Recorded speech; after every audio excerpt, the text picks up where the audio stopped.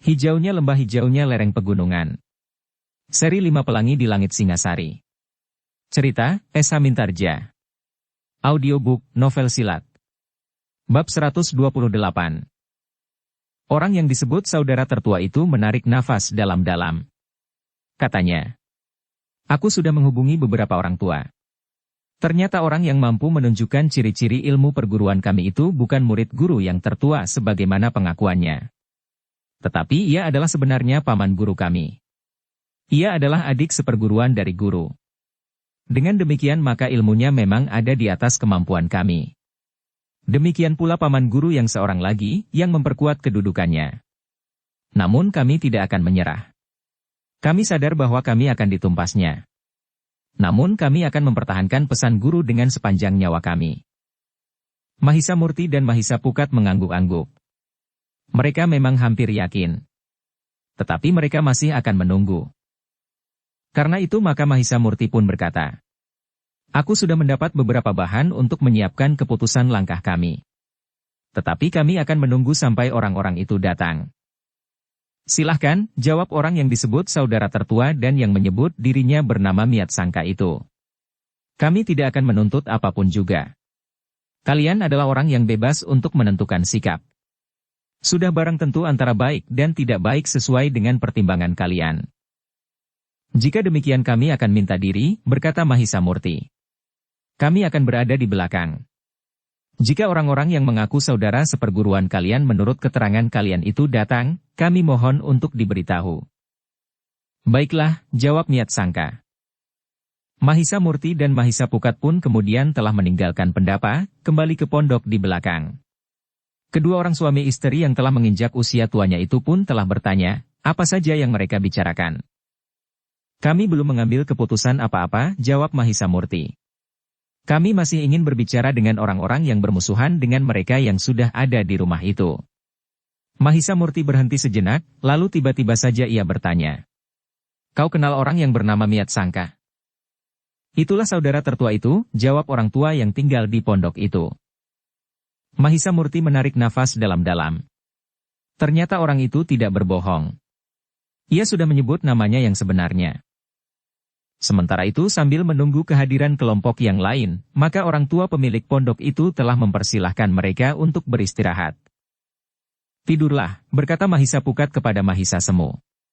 "Bukankah kau sama sekali belum sempat tidur?" Mahisa Semu termangu-mangu. Namun ketika Mahisa Murti berbaring di amban besar di ruang tengah pondok itu, maka Mahisa Semu pun ikut berbaring pula.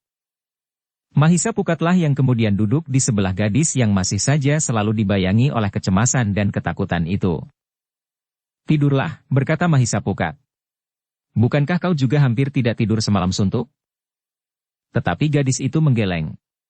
Katanya, "Aku sama sekali tidak merasa mengantuk." Karena itu, maka gadis itu pun masih saja duduk bersandar dinding sebagaimana dilakukan oleh Mahisa Pukat. Namun ketika pemilik pondok itu mendekat, Mahisa Pukat telah bertanya, "Bagaimana dengan kau? Bagaimana jika kelompok pertama itu menang? Dan bagaimana jika kelompok kedua yang menang?" Pemilik pondok itu termangu-mangu sejenak. Lalu katanya, "Pengaruh itu tidak terlalu banyak. Siapapun yang menang dan siapapun yang kalah, aku tidak akan terganggu. Aku akan dibiarkannya saja tinggal di sini. Mengurus rumah ini dan memelihara halaman dan kebun. Jika tidak," bertanya Mahisa Pukat, "apa boleh buat? Jika aku harus pergi, maka aku pun akan pergi," berkata orang itu. Mahisa Pukat mengangguk-angguk. Tetapi ia tidak bertanya apa-apa lagi. Namun dalam pada itu, ternyata istri pemilik pondok itu telah menanak nasi untuk mereka.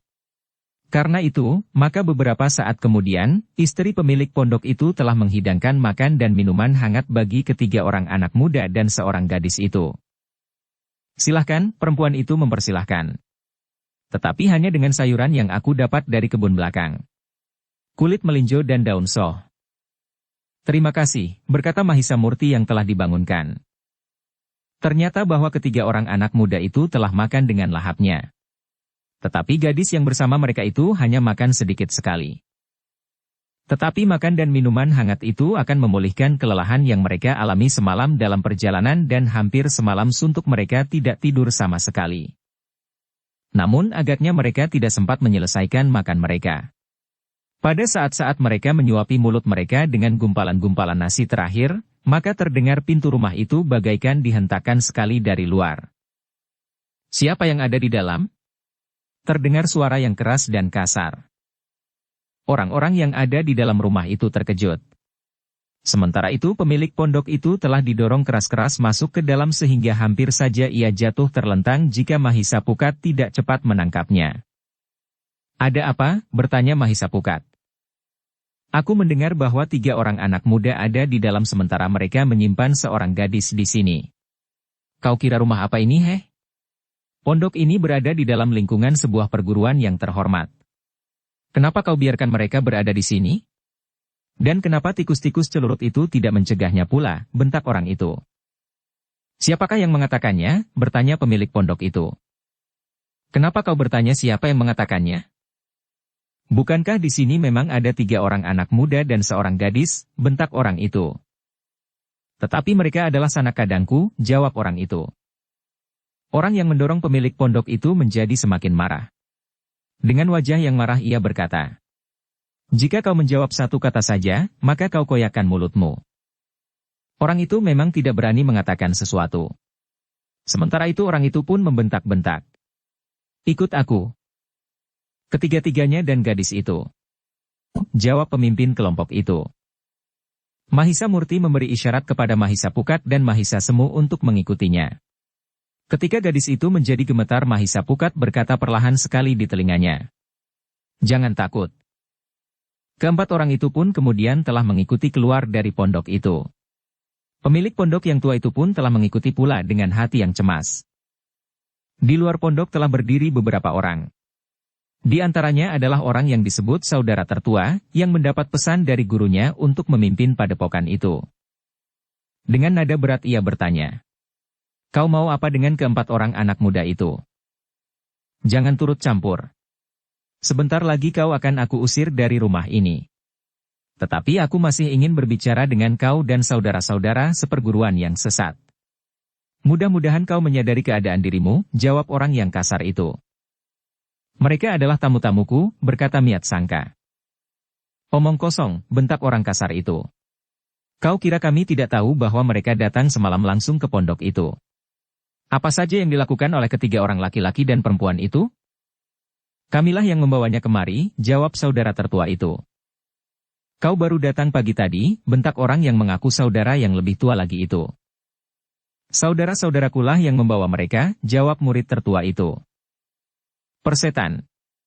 Jangan campuri urusanku. Ini juga urusanku. Urusan kita belum selesai. Kita harus menyelesaikan urusan kita lebih dahulu. Baru siapa yang berhak mengurusi tamu-tamu itu? Mereka tamuku. Segala akibat kehadirannya adalah tanggung jawabku," geram saudara tertua itu. "Persetan," orang yang mengaku lebih tua itu membentak semakin keras. Katanya selanjutnya, "Miat Sangka. Ternyata kau menjadi semakin keras kepala. Pergi ke pendapa. Aku akan menyelesaikan persoalanku dengan orang-orang ini sesuai dengan paugiran yang aku berlakukan di sini." "Tidak. Jika kau memaksa, kita akan memaksakan kehendak kita masing-masing tanpa berbicara apa-apa," berkata saudara tertua itu. "Anak iblis. Kau tahu akibatnya? Kalian akan mati semuanya. Termasuk kau sendiri. Tidak ada bedanya. Mati nanti atau mati sekarang," jawab Miat Sangka. Orang yang mengaku berhak atas pimpinan perguruan itu menjadi semakin marah. Tetapi seorang yang nampaknya lebih banyak mempergunakan nalarnya telah mencegahnya. Katanya, "Biarkan saja ketiga anak muda dan perempuan itu. Kita akhirnya akan menyelesaikannya juga nanti. Awasi mereka," geram orang itu. "Jangan sampai mereka melarikan diri. Mereka akan bersama kami berbicara dengan kalian di pendapa," berkata Miat Sangka tiba-tiba. "Apakah kau sudah gila?" bentak orang yang mengaku lebih berhak itu. "Mungkin," berkata Miat Sangka. "Kau sudah terlanjur memanggilnya keluar." "Persetan," geram orang itu. "Kau benar-benar sudah gila. Jangan hiraukan, berkata orang nampaknya lebih banyak berpikir itu. Akhirnya orang itu pun telah pergi ke pendapa tanpa menghiraukan orang lain. Sementara Miat Sangka yang dianggap saudara tertua itu pun telah pergi ke pendapa pula. Ternyata mereka duduk dalam kelompok yang terbagi. Satu kelompok di sisi sebelah sedangkan satu kelompok di sisi yang lain. Mahisa Murti, Mahisa Pukat, Mahisa Semu dan gadis itu pun telah ikut pula duduk di pendapa. Ternyata dengan tidak sengaja Mahisa Murti berempat telah duduk di belakang kelompok yang dipimpin oleh saudara tertua yang disebut Miat Sangka itu. Baiklah, berkata pemimpin dari kelompok yang lain, yang agaknya merasa lebih berhak memimpin padepokan itu. Kita akan membagi hak. Seperti yang sudah aku katakan, maka aku tidak akan berkepanjangan. Aku akan memimpin perguruan ini. Sedangkan Miat Sangka akan mendapat hak untuk membuka perguruan sendiri asal tidak menyangkut nama perguruan kita di sini. Miat Sangka tidak boleh pula menyebut-nyebut bahwa ia memiliki sangkut paut dengan guru dalam segala hal. Nah, jika ia memenuhi hak yang aku berikan itu, maka aku tidak akan mengganggunya. Tetapi jika ia melanggar maka kau akan menghukumnya. Tidak, jawab Miat Sangka. Seperti sudah aku katakan pula, sebenarnya aku tidak terlalu bernafsu untuk memegang kedudukan apapun juga. Tetapi aku tidak dapat mengabaikan pesan guru. Karena itu, maka aku akan memimpin perguruan ini. Kau tidak usah mengigau, berkata orang itu. Kau harus melihat kenyataan.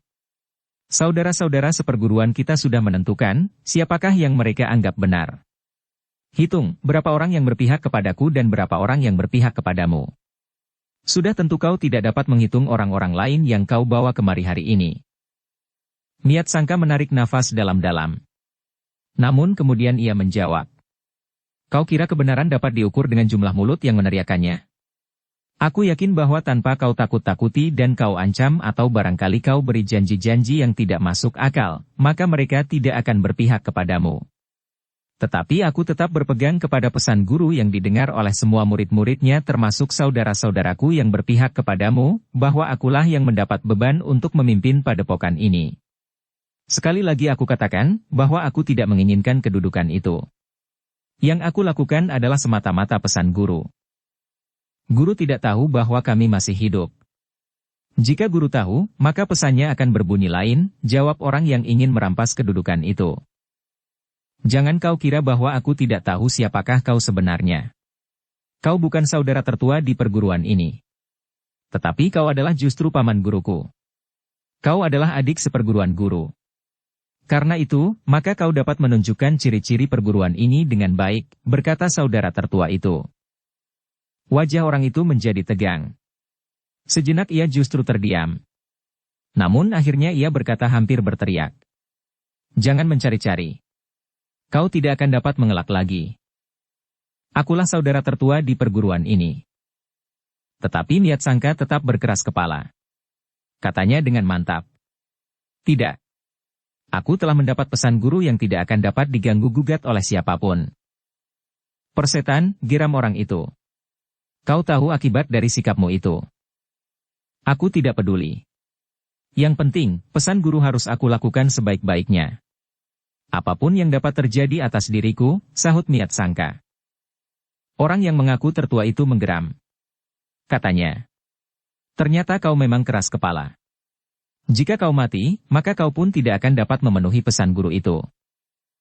Tetapi aku sudah menebusnya dengan nyawaku, berkata Miat Sangka. Anak iblis, geramnya. Baiklah. Jika demikian maka kami akan memenuhi keinginanku. Kami yang sebenarnya datang dengan maksud baik harus bertindak lebih tegas lagi menghadapi anak-anak bengal seperti kau ini. Miat Sangka sudah tidak peduli lagi. Ia pun segera bersiap menghadapi segala kemungkinan.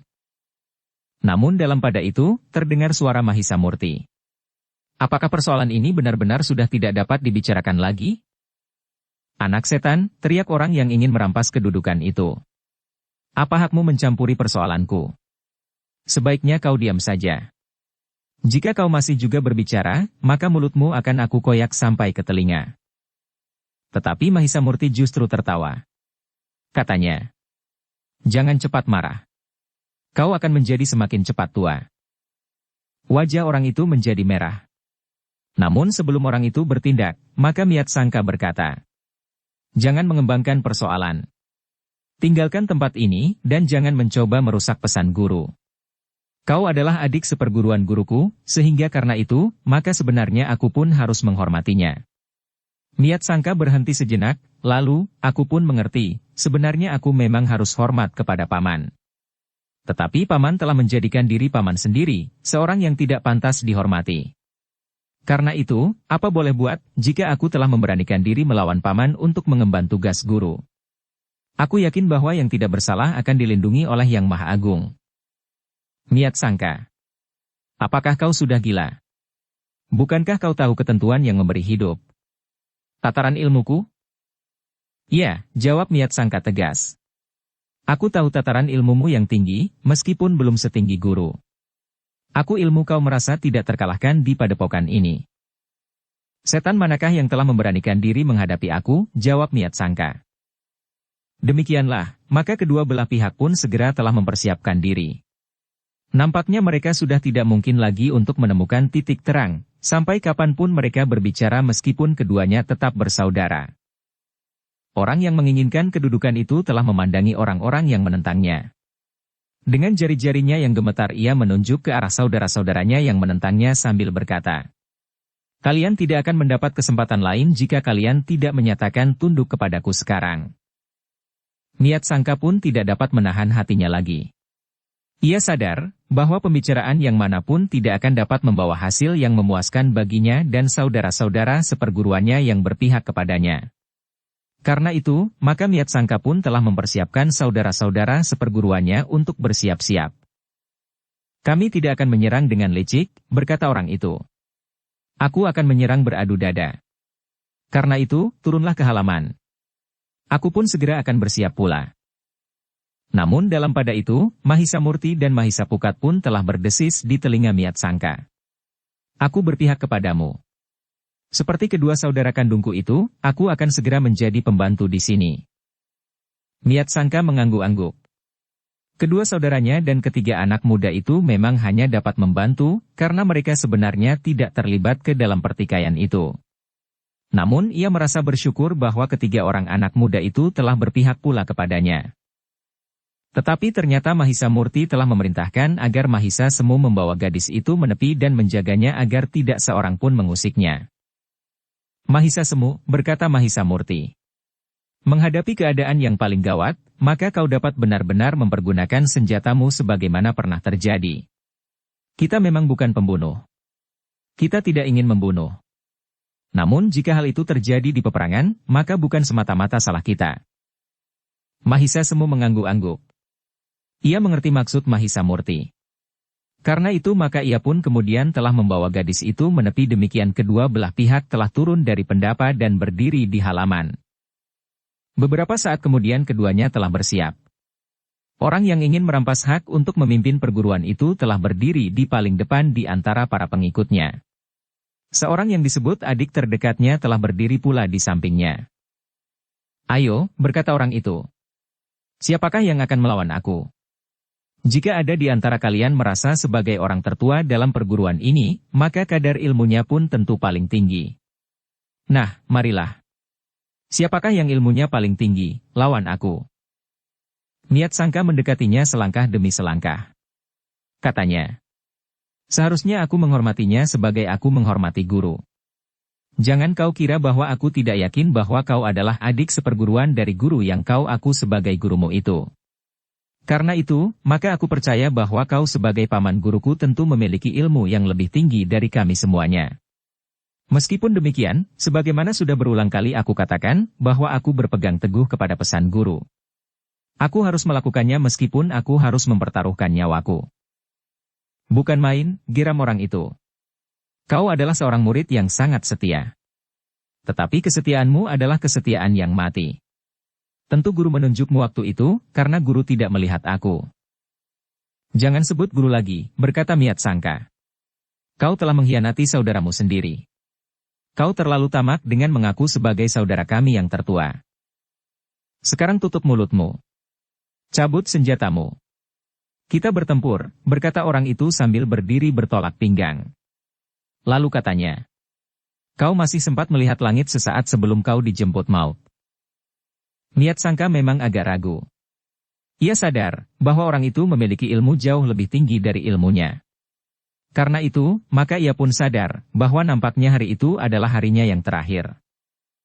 Tetapi sama sekali tidak ada niatnya untuk berkhianat kepada gurunya. Ia akan menjalankan perintahnya sampai ujung umurnya.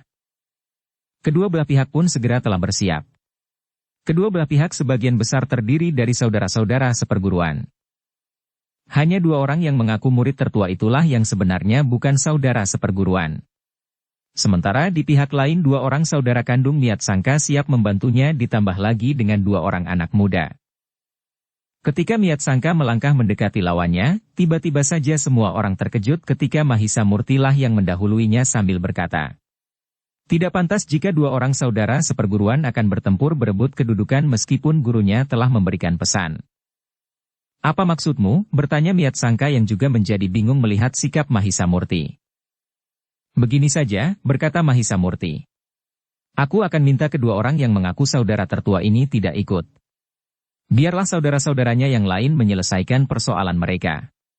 Soal keyakinan antara salah dan benar.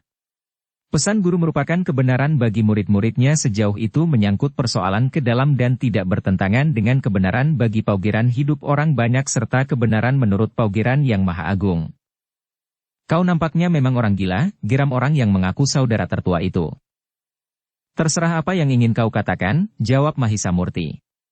"Tetapi kau dan seorang saudaramu itu tidak patut untuk bertempur melawan murid-murid perguruan ini. Apalagi setelah aku tahu bahwa kau sebenarnya adalah paman guru dari murid-murid perguruan ini. Dengan demikian aku semakin yakin bahwa kau benar-benar dikendalikan oleh ketamakanmu sehingga kau sampai hati memusuhi murid-murid saudaramu dan bahkan mengaku saudaranya yang tertua. Tutup mulutmu atau aku terpaksa membunuhmu lebih dahulu dari saudara-saudaraku yang berkhianat itu," berkata orang itu. Tetapi seperti tidak mendengar kata-kata itu Mahisa Murti berkata kepada Niat Sangka, "Jatuhkan perintah untuk bertempur. Aku dan saudaraku akan mengikat kedua orang ini dalam pertempuran yang khusus, agar keduanya tidak ikut campur dalam usaha menentukan siapakah yang benar-benar mengabdi bagi perguruannya." Tetapi Niat Sangka menjadi ragu-ragu. Bahkan ia pun kemudian berkata, "Kisanak, terima kasih atas bantuanmu. Tetapi kedua paman guruku itu adalah orang-orang yang berilmu tinggi. Sebaiknya kau tidak menjadi korban pertama dalam perselisihan antar keluarga perguruan kami. Biarlah aku yang bertanggung jawab atas permusuhan ini dengan dasar yang kuat," pesan guru. "Jangan cemas Kisanak," berkata Mahisa Murti. "Aku adalah pelari yang ulung. Jika aku tidak dapat mengimbangi kemampuan paman gurumu ini, biarlah aku melarikan diri. Orang itu tidak akan dapat mengejarku." Namun Niat Sangka masih saja ragu-ragu. Ia merasa bersalah untuk mengorbankan orang lain melawan kedua orang yang memang diketahui berilmu sangat tinggi itu. Namun dalam pada itu, pemimpin kelompok yang telah menculik gadis itu pun berdesis. Keduanya adalah anak-anak muda yang berilmu tinggi. Tetapi tentu tidak setingkat dengan kedua paman guru itu, desis Niat Sangka. Namun agaknya Mahisa Murti dan Mahisa Pukat sudah berketetapan hati. Karena itu, maka keduanya langsung mendekati kedua orang yang disebut paman guru oleh Niat Sangka itu. Ternyata bahwa sikap Mahisa Murti dan Mahisa Pukat itu telah membuat kedua orang tua itu sangat marah. Karena itu, maka dengan isyarat, yang tertua di antara mereka telah memerintahkan saudaranya untuk menyerang. Demikianlah, maka kedua orang paman guru Niat Sangka itu telah menyerang Mahisa Murti dan Mahisa Pukat. Menurut perhitungan mereka, dalam waktu yang singkat, mereka akan dapat membunuh kedua orang anak muda itu. Kemudian mereka akan segera menyelesaikan sekelompok murid perguruan itu yang lain, yang tidak mau tunduk pada perintahnya. Niat Sangka memang menjadi berdebar-debar. Namun ia pun menjadi heran melihat anak-anak muda itu dengan tangkas mengelakkan serangan itu. Sementara Niat Sangka termangu-mangu, saudaranya yang telah menculik gadis itu berbisik lagi di telinganya. "Aku kira keduanya akan dapat bertahan untuk waktu yang lama, sementara kita mendapat kesempatan untuk bertempur melawan yang lain. Tanpa kedua orang paman guru itu, maka kita tentu akan dapat menguasai mereka kembali. Baru kemudian, kita bersama-sama melawan kedua paman guru itu." "Kau memang berniat mengorbankan kedua orang anak muda itu?" Meskipun keduanya mampu bertahan berapapun lamanya, jika akhirnya harus kita korbankan, rasa-rasanya itu tidak adil, karena persoalan ini adalah persoalan perguruan kita, jawab Miat Sangka. Kita tidak akan mengorbankannya, jawab yang telah menculik gadis itu. Sudah barang tentu kita mengharapkan keduanya dapat menang. Miat Sangka termangu-mangu. Sementara itu Mahisa Murti dan Mahisa Pukat memang sudah bertempur. Kedua orang yang mengaku berhak memerintah perguruan itu, tidak memandang perlu untuk mempergunakan senjata. Bagi mereka kedua orang anak muda itu tidak lebih dari dua orang yang sombong namun tidak berarti sama sekali. Dalam pada itu, Miat Sangka memang belum memerintahkan saudara-saudaranya untuk menyerang. Tanpa dua orang paman gurunya, maka Miat Sangka dan saudara-saudaranya masih mempunyai harapan untuk dapat bertahan. Tetapi bagi Miat Sangka, musuh yang utama memang kedua orang paman gurunya itu. Jika keduanya dikalahkan, maka yang lain tentu tidak akan bertahan lebih lama lagi. Mereka benar-benar tergantung kepada kedua orang paman gurunya yang agaknya telah memberikan janji-janji yang khusus bagi mereka. Bahkan orang-orang yang kemudian berada di halaman itu telah terpesona melihat pertempuran yang semakin lama menjadi semakin seru. Ternyata kedua orang paman guru dari saudara-saudara seperguruan yang bertengkar itu merasa heran. Mereka tidak segera dapat menguasai anak-anak muda itu. Bahkan mereka tidak sekedar mempergunakan ilmu dasar mereka. Tetapi mereka telah meningkatkannya dengan lambaran tenaga cadangan di dalam dirinya. Dalam pada itu Mahisa Murti dan Mahisa Pukat masih harus menyesuaikan diri. Mereka memang ingin memancing agar kedua orang itu terikat dalam pertempuran melawan mereka berdua. Sehingga dengan demikian maka yang lain akan dapat bertempur melawan kemampuan yang memadai. Tetapi Mahisa Murti dan Mahisa Pukat pun kemudian menyadari bahwa orang-orang yang ada di halaman itu perhatiannya sepenuhnya tertuju kepada mereka. Namun justru karena itu, maka Mahisa Murti yang sempat meloncat mendekati Mahisa Pukat berdesis. Kita pergunakan saat ini untuk mempertunjukkan satu arena pertempuran yang menarik. Mahisa Pukat tidak menjawab. Tetapi ia mengerti maksudnya. Keduanya akan bertempur sejalan dengan tingkat kemampuan lawan untuk mencengkam perhatian saudara-saudara seperguruan yang bertengkar itu. Jika mereka lupa bertempur dan sekedar memperhatikan pertempuran yang sudah terjadi itu, maka pertumpahan darah antara saudara seperguruan itu mudah-mudahan dapat dihindari. Demikianlah, pertempuran antara Mahisa Murti dan Mahisa Pukat melawan kedua orang paman guru Miat Sangka itu memang menjadi semakin sengit. Ilmu mereka semakin lama menang menjadi semakin meningkat. Kedua orang yang berniat untuk menguasai perguruan itu menjadi heran terhadap kedua orang anak muda itu. Mereka sudah memperhitungkan bahwa pekerjaan mereka tidak akan begitu sulit di rumah itu. Jika orang-orang yang menentangnya itu tidak mau sulit tunduk kepada ketentuan yang dibuatnya, maka dengan cepat mereka akan dapat menghancurkan mereka. Bahkan alasan itulah sebenarnya yang diinginkannya, sehingga akan terjadi pertengkaran dan pertempuran sehingga dengan demikian mereka akan dapat mempunyai landasan yang kuat untuk membunuh mereka. Tetapi adalah di luar perhitungannya bahwa mereka akan berhadapan dengan dua orang anak muda yang telah mampu melawannya untuk beberapa lama. Yang tertua di antara kedua orang itu pun kemudian berkata lantang. Nampaknya keduanya merasa memiliki ilmu yang cukup. Karena itu, maka kita tidak usah bermain-main. Kita tidak mempunyai waktu cukup. Kita harus cepat mengakhiri perlawanan mereka. Kita harus membunuh segera. Mahisa Murti dan Mahisa Pukat mendengar juga kata-kata lantang yang mendebarkan itu. Karena itu keduanya menjadi semakin berhati-hati. Bukan menjadi kebiasaan mereka untuk meremehkan lawan. Apalagi kedua orang itu adalah saudara seperguruan dari seorang guru yang sangat dihormati oleh murid-muridnya.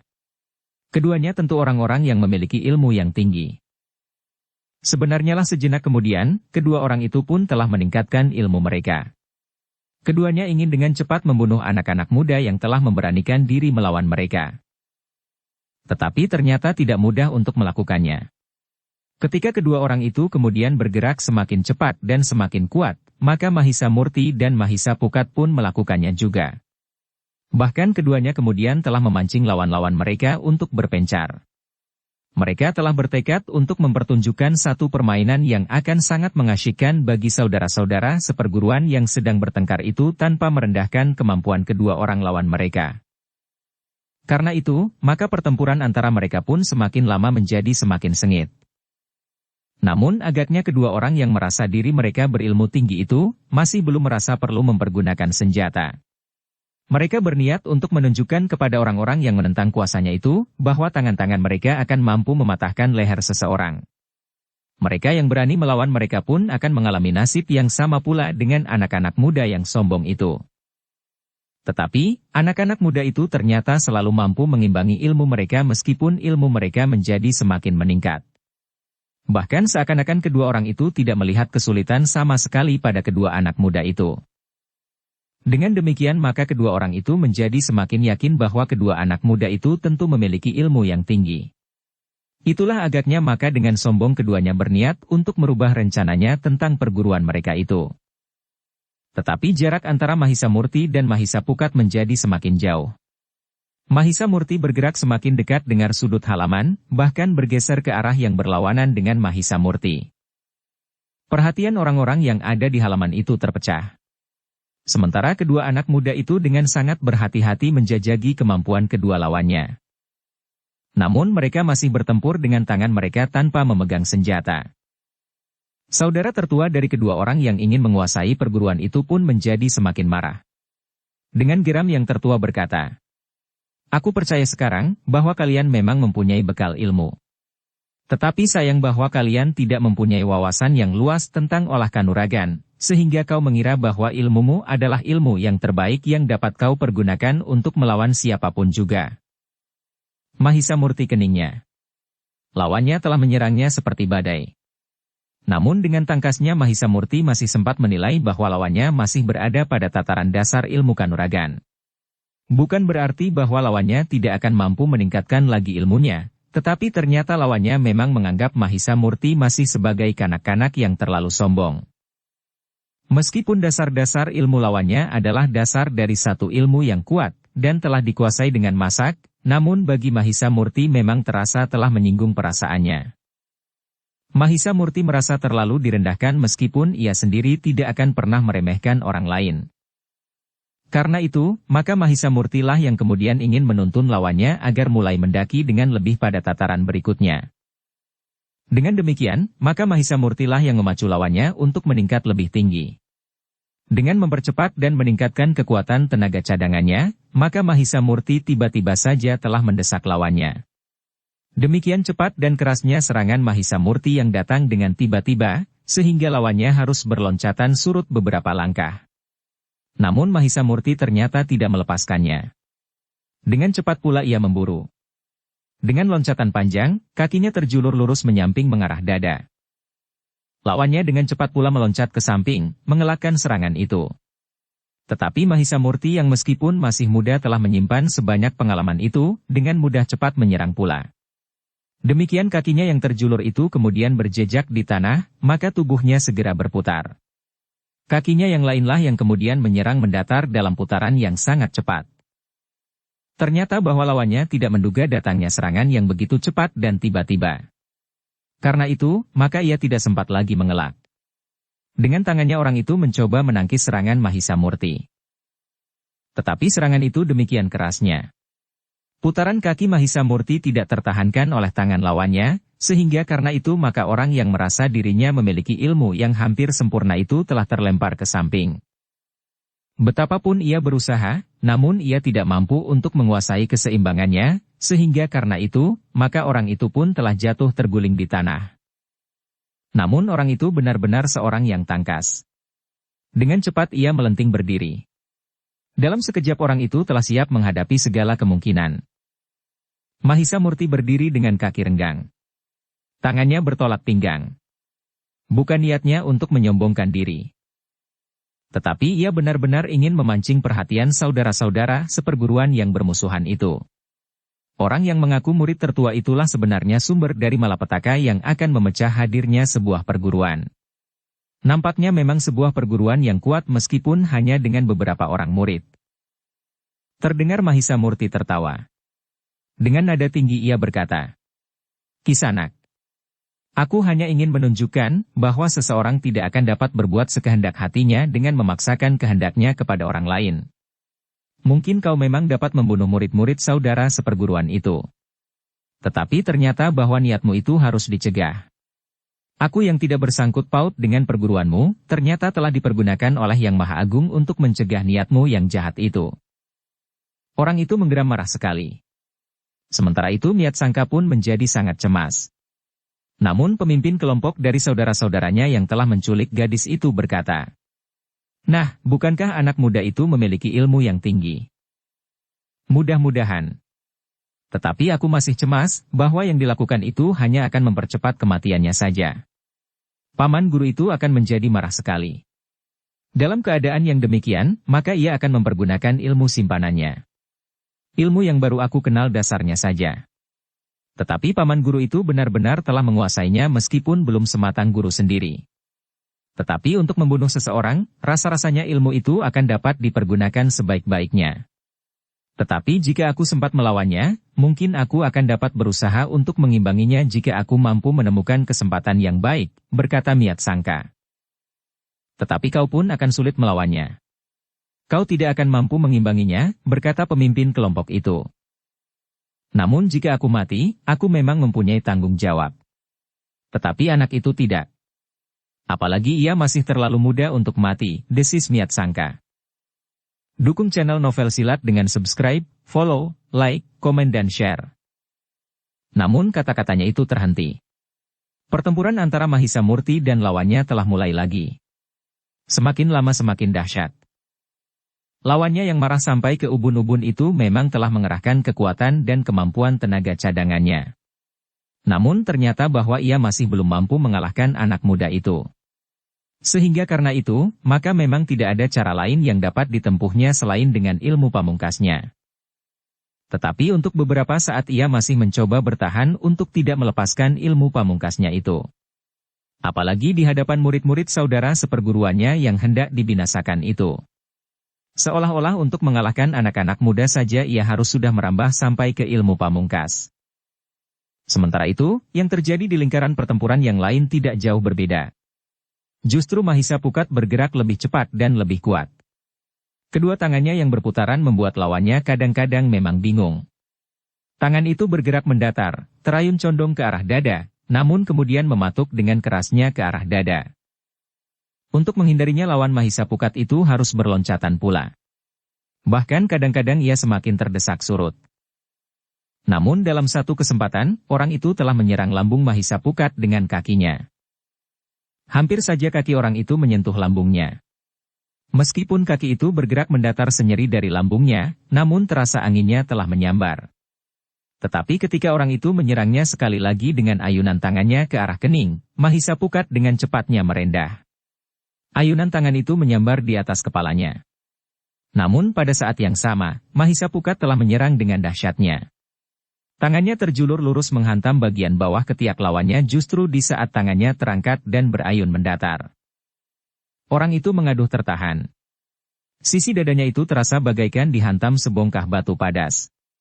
Nafasnya terasa sesak dan keseimbangannya telah guncang. Untuk memperbaiki keadaannya, orang itu justru meloncat beberapa langkah surut. Yang terdengar adalah suara tertawa Mahisa Pukat. Ia tidak berlari mengejar lawannya. Tetapi ia melangkah maju perlahan-lahan sambil berkata, "Kau harus membuat pertimbangan-pertimbangan baru. Kami sudah bertekad berpihak kepada orang-orang yang memang berhak untuk menerima warisan dari perguruannya. Seharusnya kau justru mendukung dan merestuinya sebagai seorang paman yang baik. Tetapi kau justru telah berniat untuk merampasnya." "Persetan," geram orang itu. "Aku masih dapat menahan diri sampai saat ini. Sebaiknya kau minggir. Persoalan ini adalah persoalan di antara keluarga kami. Sebaiknya kau tidak usah ikut campur." Mahisa Pukat tertawa. Katanya, "Telah terjadi ketidakadilan di sini. Dua orang paman yang berilmu tinggi berniat merampas hak anak-anaknya. Itu adalah persoalan ketidakadilan, sehingga orang-orang yang memang ingin melihat keadilan ditegakkan akan dapat melibatkan dirinya." "Cukup," bentak orang itu. "Bersiaplah untuk mati." Lawannya telah mulai lagi. Semakin lama semakin dahsyat. "Aku tidak mau mati. Aku akan mempertahankan hidupku dan jika terpaksa justru membunuhmu," jawab Mahisa Pukat. Lawannya memang menjadi semakin marah. Dengan serta-merta maka ia pun telah meloncat seolah-olah hendak menerkam Mahisa Pukat. Tetapi Mahisa Pukat telah bersiaga sepenuhnya, sehingga karena itu, tangan lawannya yang menyambar wajahnya itu tidak menyentuhnya. Namun terasa jantung Mahisa Pukat berdesir. Yang menerpa wajahnya adalah sambaran angin yang keras, sehingga matanya terasa menjadi pedas. Selagi Mahisa Pukat memperbaiki keadaannya, maka orang itu telah meloncat lagi menyerang. Tangannya terjulur dengan garangnya dengan jari-jari yang mengembang. Sepintas Mahisa Pukat sempat melihat kuku-kuku yang tajam dan panjang, hampir mengoyak kulitnya. Mahisa Pukat memang bergeser ke samping. Namun ia telah bersiap menghadapi kemungkinan yang sudah diperhitungkannya. Sebenarnya lah lawannya memang telah memburunya. Tangannya dengan jari-jari yang mengembang berusaha menggapai keningnya. Namun Mahisa Pukat telah menarik wajahnya dan melangkah surut selangkah. Demikian tangan itu menyambar udara tanpa menyentuhnya, maka dengan serta-merta Mahisa Pukat telah memukul pergelangan tangan itu. Demikian cepat dan tiba-tiba. Orang itu mengadu perlahan. Pergelangan tangannya terasa bagaikan patah. Namun itu bukan serangan yang sebenarnya, karena tiba-tiba saja Mahisa Pukat telah meloncat mendekat. Begitu dekat sehingga lututnya telah menghantam bagian bawah perut lawannya itu. Lawannya tidak sempat berbuat sesuatu. Serangan Mahisa Pukat datang demikian tiba-tiba. Demikian sakitnya serangan itu, sehingga tubuh orang itu terbongkok karenanya.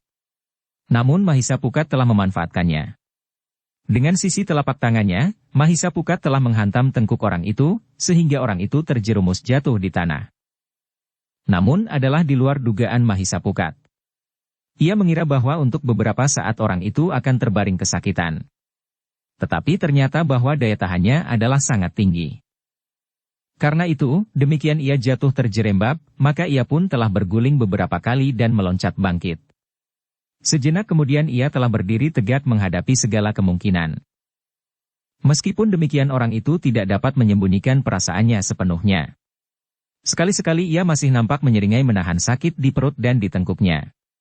Perasaan mual yang sangat serasa telah meremas usus-ususnya, sementara kepalanya menjadi pening.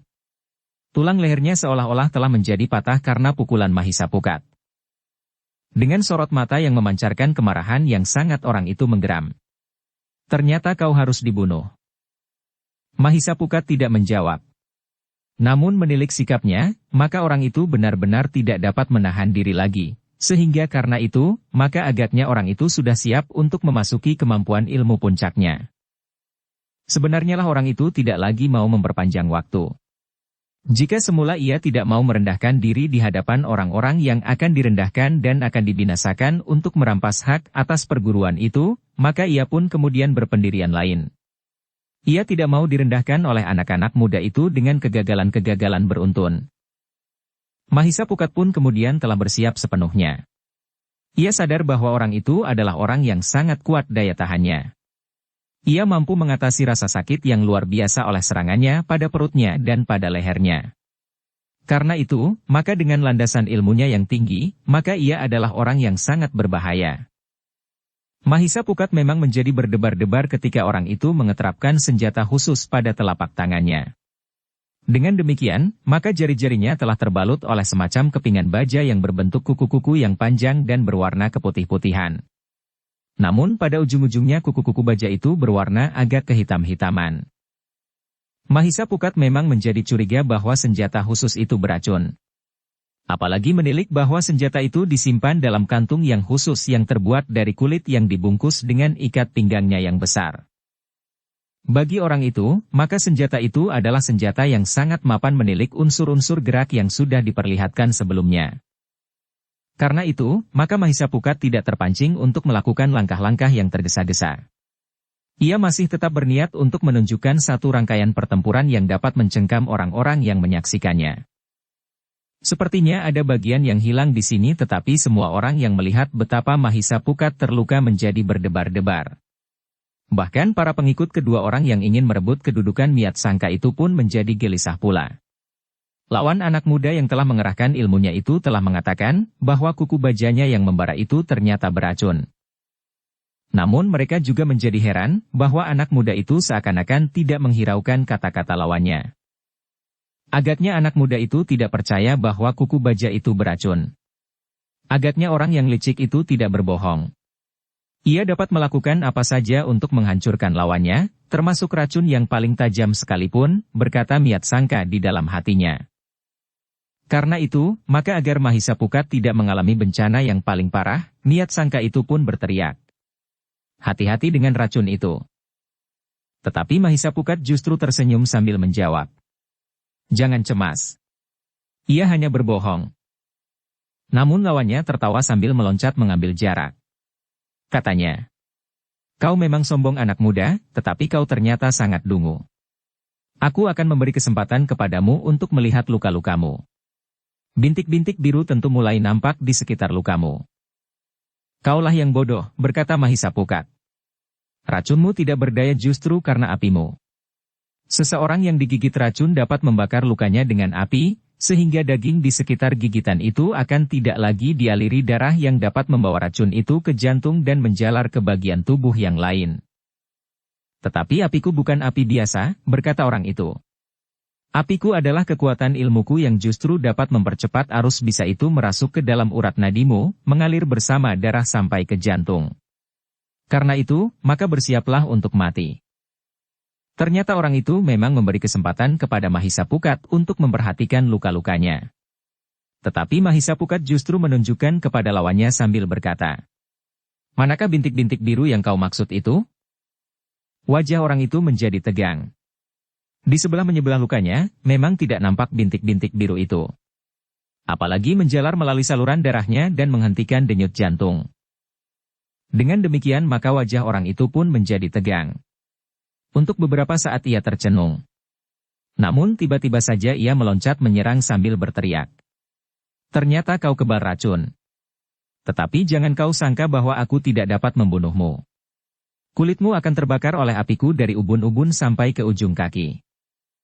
Mahisa Pukat dengan tangkasnya meloncat menghindar sehingga serangan itu tidak berarti sama sekali. Dalam pada itu, perhatian orang-orang yang termangu-mangu kebingungan itu tiba-tiba saja telah beralih kepada Mahisa Murti. Lawannya yang garang itu pun telah mempergunakan ilmu puncaknya. Tetapi ia tidak mempergunakan kuku-kuku baja sehingga orang itu berusaha membakar kulit Mahisa Murti dengan sentuhan-sentuhan jari-jarinya yang membara. Namun ternyata bahwa Mahisa Murti yang mengerahkan segenap tenaga cadangannya dan justru mulai merambah ke dalam ilmunya, berusaha untuk melawan kekuatan api itu dengan kekuatan ilmu yang diwarisi dari ayahnya dalam bentuknya yang lunak. Ia tidak membentur kekuatan api dengan api yang akan dapat membakar udara, meskipun Mahisa Murti yakin bahwa kekuatannya tentu lebih besar dari lawannya. Apalagi jika ia berkehendak untuk melontarkannya dari jarak tertentu, maka lawannya itu tentu akan segera dapat dikalahkannya. Tetapi Mahisa Murti tidak berbuat demikian. Dengan bentuknya yang lunak, maka serangan lawannya dengan tangannya yang membara itu, seakan-akan justru tidak menyentuh sesuatu. Panas api itu justru terhisap oleh kekuatan yang luar biasa besarnya dengan pengaruh yang sebaliknya. Itulah sebabnya, maka beberapa kali Mahisa Murti sengaja membiarkan dirinya dikenai oleh lawannya. Namun panas api itu seakan-akan tidak berpengaruh pada dirinya. Lawannya memang menjadi kebingungan. Bahkan sampai dikerahkannya segenap kemampuannya sampai tuntas. Namun panas apinya sama sekali tidak dapat melumpuhkan kemampuan lawannya yang masih sangat muda itu. Bahkan beberapa kali Mahisa Murti justru telah mengenainya. Tidak dengan kekuatan ilmunya dalam bentuknya yang keras, yang akan dapat menghancur lumatkannya. Tetapi Mahisa Murti masih saja mengekang kekuatan dan kemampuannya. Namun demikian, beberapa kali lawan Mahisa Murti itu telah dikenai oleh serangan Mahisa Murti. Ketika orang itu menyerang dengan tangannya yang membara ke arah dada Mahisa Murti, maka Mahisa Murti pun telah menghindar. Namun orang itu tetap memburunya. Tangannya berputar mendatar. Ayunan sisi telapak tangannya ternyata telah menghantam punggung Mahisa Murti. Memang terasa sakit. Tetapi panas yang terpancar dari ilmunya yang nampak pada telapak tangannya yang membara, telah mengenai kekuatan ilmu dalam bentuknya yang lunak. Karena itu, maka demikian Mahisa Murti mengatasi rasa sakit karena benturan sisi telapak tangannya itu, maka ia tidak lagi merasakan sesuatu. Punggungnya sama sekali tidak menjadi hangus oleh sisi telapak tangan yang membara itu. Lawannya menjadi bingung. Ia adalah orang yang memiliki kemampuan tertinggi dalam jalur perguruan itu sepeninggal kakak seperguruannya yang akan mewariskan pimpinan perguruan itu kepada Miat Sangka, muridnya yang tertua. Namun yang kemudian telah dihalangi dan bahkan hak itu ingin dimiliki oleh lawan Mahisa Murti itu. Niat Sangka pun menjadi bingung. Paman gurunya dengan ilmunya yang dianggap paling sempurna itu sama sekali tidak dapat melukai kulit anak muda itu. Seandainya aku harus melawannya, aku tidak tahu apakah yang akan terjadi, berkata Niat Sangka. Ternyata bahwa kedua orang anak muda itu memiliki kemampuan ilmu yang sangat tinggi. Beberapa saat kemudian, maka keduanya telah semakin mendesak lawan-lawannya mereka. Orang-orang yang sebelumnya diyakini memiliki ilmu yang sulit dicari bandingnya itu ternyata telah tidak berhasil mengalahkan dua orang anak muda. Agak jauh di pinggir halaman, Mahisa Semu yang menjaga gadis yang diculik itu pun menjadi tegang. Anak muda itu menjadi semakin kagum terhadap kedua orang saudara angkatnya. Menilik sikapnya, maka kedua orang saudara angkatnya itu masih belum sampai pada tingkat tertinggi dari ilmunya. Niat Sangka pun melihat juga akan hal itu. Terutama pada sikap Mahisa Pukat. Semakin lama ia justru menjadi semakin banyak melepaskan dan memberikan kesempatan kepada lawannya. Bahkan rasa-rasanya ia mulai tidak bersungguh-sungguh meskipun lawannya telah bertempur sampai pada tingkat puncak dari kemampuannya. Sebenarnya lah, bahwa akhirnya Mahisa Pukat memang berniat untuk menyelesaikan pertempuran itu dengan caranya. Ia tidak akan membakar lawannya dengan semburan api dari ilmunya atau lontaran kekuatan ilmu Bajra Geni, gabungan dari kekuatan ilmu itu serta kemampuannya melontarkan dari jarak tertentu. Jika ia berbuat demikian, maka lawannya itu tentu akan luluh dan tidak akan pernah dapat melihat terbitnya matahari.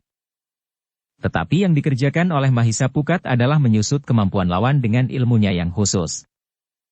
Dengan isyarat ia memberitahukan kepada Mahisa Murti yang bertempur pada jarak yang semakin jauh.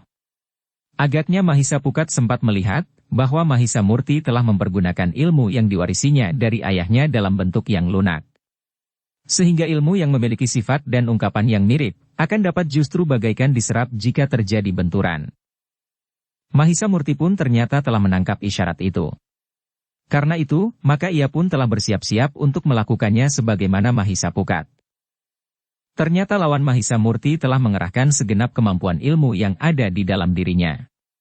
Bukan saja telapak tangannya yang menjadi merah membara, tetapi ternyata bahwa udara di sekitarnya pun telah menjadi semakin panas. Karena itu, maka Mahisa Murti pun harus segera menyusut kekuatan ilmu lawannya itu. Dalam pada itu, ternyata saudara-saudara seperguruan yang sudah siap untuk bertempur itu benar-benar dicengkam oleh pertempuran antara orang-orang yang memiliki kemampuan tertinggi dari jalur perguruan yang diperebutkan itu melawan dua orang anak muda yang tidak dikenal sebelumnya. Para pengikut dari kedua orang yang bertempur melawan Mahisa Murti dan Mahisa Pukat itu justru bagaikan membeku. Tanpa mereka berdua, maka para pengikutnya itu sama sekali tidak berarti apa-apa. Apalagi Niat Sangka telah datang bersama kedua orang saudara kandungnya, meskipun bukan orang dari perguruan itu, tetapi agaknya ia memang berhak membantu saudara kandungnya yang mengalami kesulitan dalam mempertaruhkan haknya. Karena itu, maka para pengikut kedua orang itu memang lebih banyak menunggu. Jika kedua orang paman guru mereka itu telah menyelesaikan kedua anak muda itu, maka mereka pun akan segera mulai bertempur. Mereka akan membinasakan saudara-saudara seperguruan mereka, untuk mendapatkan kesenangan sebagaimana dijanjikan oleh paman gurunya yang mengaku saudara mereka yang lebih tua dari Niat Sangka. Sehingga mereka tidak mengakui lagi pesan guru Niat Sangka yang memberikan hak kepadanya untuk memimpin perguruan itu dan memiliki bersama rumah milik perguruan itu. Tetapi kedua orang yang telah memberikan beberapa macam janji itu ternyata semakin lama justru menjadi semakin terdesak. Bahkan ilmu mereka yang sangat ditakuti itu, sekaligus ditambah dengan kekuatan racun, seakan-akan tidak berarti sama sekali bagi kedua orang anak muda yang bertempur melawan mereka itu. Apalagi ketika Mahisa Murti dan Mahisa Pukat telah mempergunakan ilmu mereka yang khusus, yang mampu menyusut kekuatan dan kemampuan lawan selapis demi selapis. Mahisa Murti memang agak kesulitan menghadapi lawannya yang memiliki tataran ilmu lebih tinggi dari lawan Mahisa Pukat. Udara memang terasa semakin panas. Tetapi Mahisa Murti masih mampu berusaha untuk membentur kekuatan lawan dengan kekuatan ilmunya selain ilmunya dalam bentuk yang lunak, tetapi juga ilmunya yang mampu menyusut kekuatan dan kemampuan lawan. Beberapa kali Mahisa Murti harus mengerahkan daya tahan tubuhnya untuk mengatasi panasnya udara. Meskipun sentuhan telapak tangan lawannya tidak menyakitinya, namun panasnya udara membuat tubuhnya berkeringat dan bahkan bagaikan terpanggang di atas api. Mahisa Murti memang agak kesulitan menghadapi lawannya yang memiliki tataran ilmu lebih tinggi dari lawan Mahisa Pukat. Udara memang terasa semakin panas. Tetapi Mahisa Murti masih mampu berusaha untuk membentur kekuatan lawan dengan kekuatan ilmunya selain ilmunya dalam bentuk yang lunak, tetapi juga ilmunya yang mampu menyusut kekuatan dan kemampuan lawan. Sekali-sekali memang timbul niatnya untuk menghancurkan saja lawannya dengan serangan dari jarak tertentu di luar jangkauan panasnya udara. Namun ia sudah memberikan isyarat bahwa ia sependapat dengan Mahisa Pukat untuk menyusut saja kekuatan dan kemampuan ilmu lawannya itu.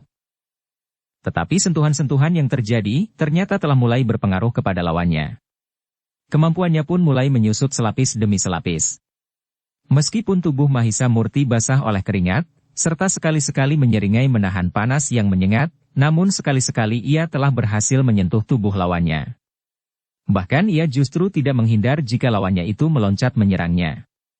Dengan tangkasnya Mahisa Murti menangkis serangan-serangan itu, meskipun ia harus segera meloncat menjauh. Tugas Mahisa Pukat ternyata agak lebih ringan. Meskipun lawannya telah mengerahkan kemampuan ilmunya sampai tuntas, namun lawannya yang tingkat ilmunya belum setinggi saudara tuanya yang bertempur melawan Mahisa Murti masih belum mampu memanasi udara sepanas air mendidih. Meskipun Mahisa Murti juga merasakan hangatnya udara, namun tidak memerlukan seluruh kekuatan daya tahannya untuk mengatasinya. Sementara Mahisa Pukat mampu memancing serangan-serangan lawannya dan menangkis serangan-serangan itu, maka Mahisa Murti tubuhnya mulai menjadi merah oleh panasnya udara. Bahkan hampir saja Mahisa Murti tidak tahan lagi dan harus mempergunakan ilmunya yang lain, meskipun lawannya akan menjadi lumat. Namun sebelum ia mengambil keputusan untuk merubah cara perlawanannya, maka kekuatan ilmunya mulai menampakkan hasilnya. Panas udara di sekitar lawannya itu memang menjadi susut sedikit demi sedikit. Kecepatan gerak orang itu pun terasa menjadi berkurang pula. Namun demikian, Mahisa Murti masih harus berloncatan untuk menyerang dan menghindar. Atau jika ia membiarkan lawannya menyerangnya, maka ia harus menangkis dan kemudian meloncat menjauh menghindari agar dagingnya tidak menjadi matang oleh panasnya udara. Tetapi agaknya lawannya pun mulai merasa bahwa tiba-tiba saja tenaga dan kekuatan lontaran ilmunya menjadi susut. Orang itu menjadi heran atas dirinya sendiri. Ia adalah seorang yang berilmu tinggi, yang mampu bertempur untuk waktu yang seakan-akan tidak terbatas. Namun tiba-tiba saja ia mengalami satu keadaan yang lain dari yang selama itu terjadi pada dirinya.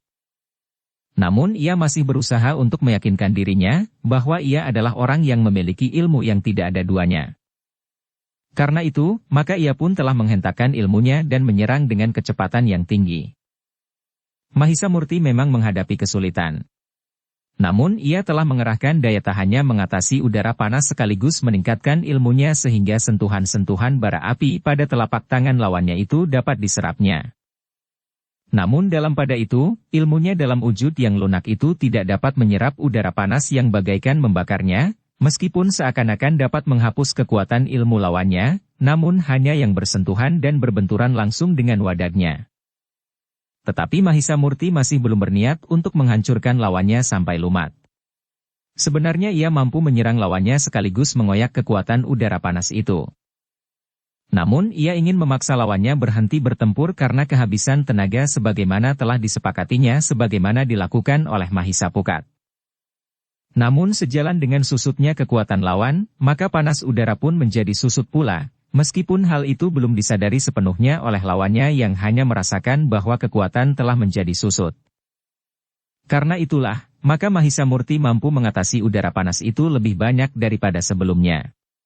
Selain beberapa kali ia harus menangkis serangan lawannya kemudian meloncat menghindari panasnya udara, maka ia pun telah menyerang pula. Bagi Mahisa Murti sasaran tidak lagi terlalu penting. Yang penting baginya adalah justru sentuhan-sentuhan yang terjadi, karena pada setiap sentuhan berarti susutnya kekuatan dan kemampuan lawan.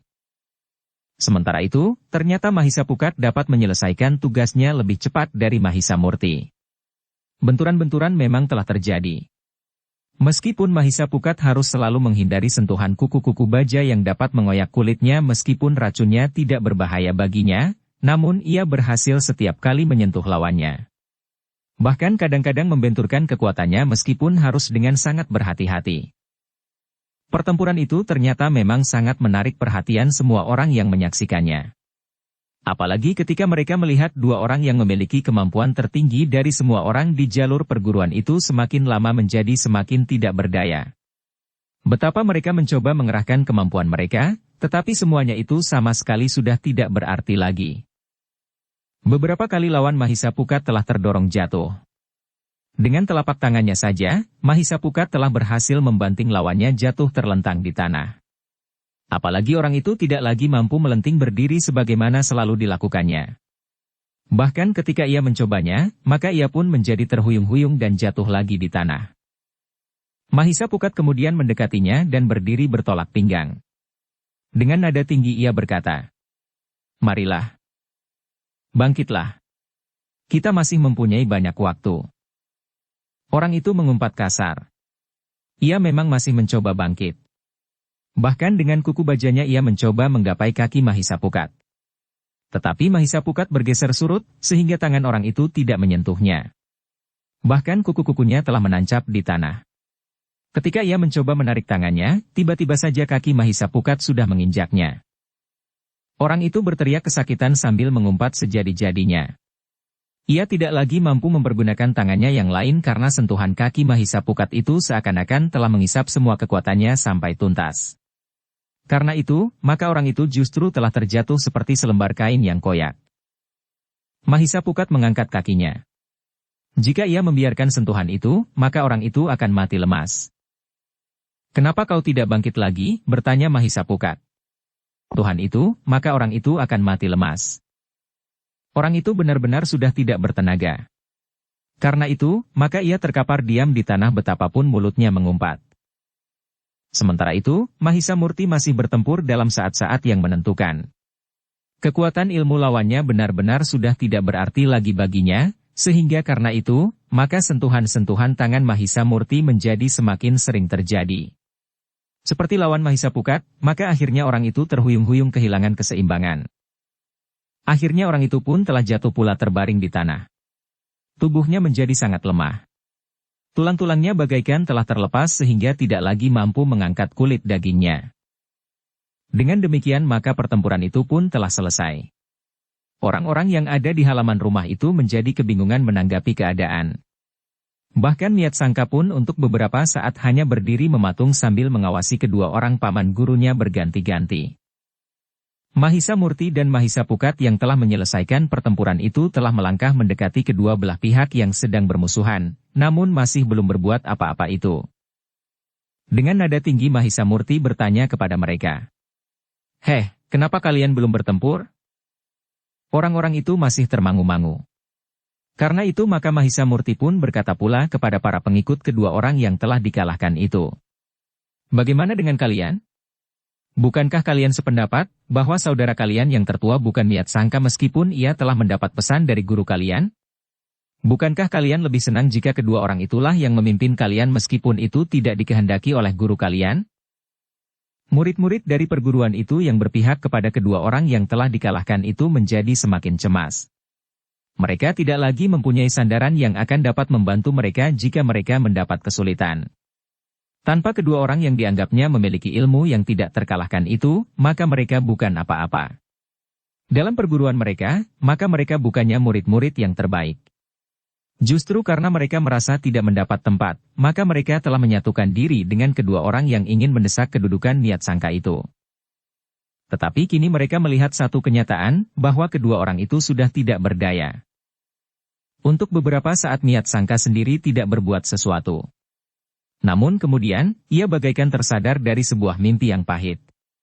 Karena itu, maka ia pun kemudian berkata kepada Mahisa Murti dan Mahisa Pukat.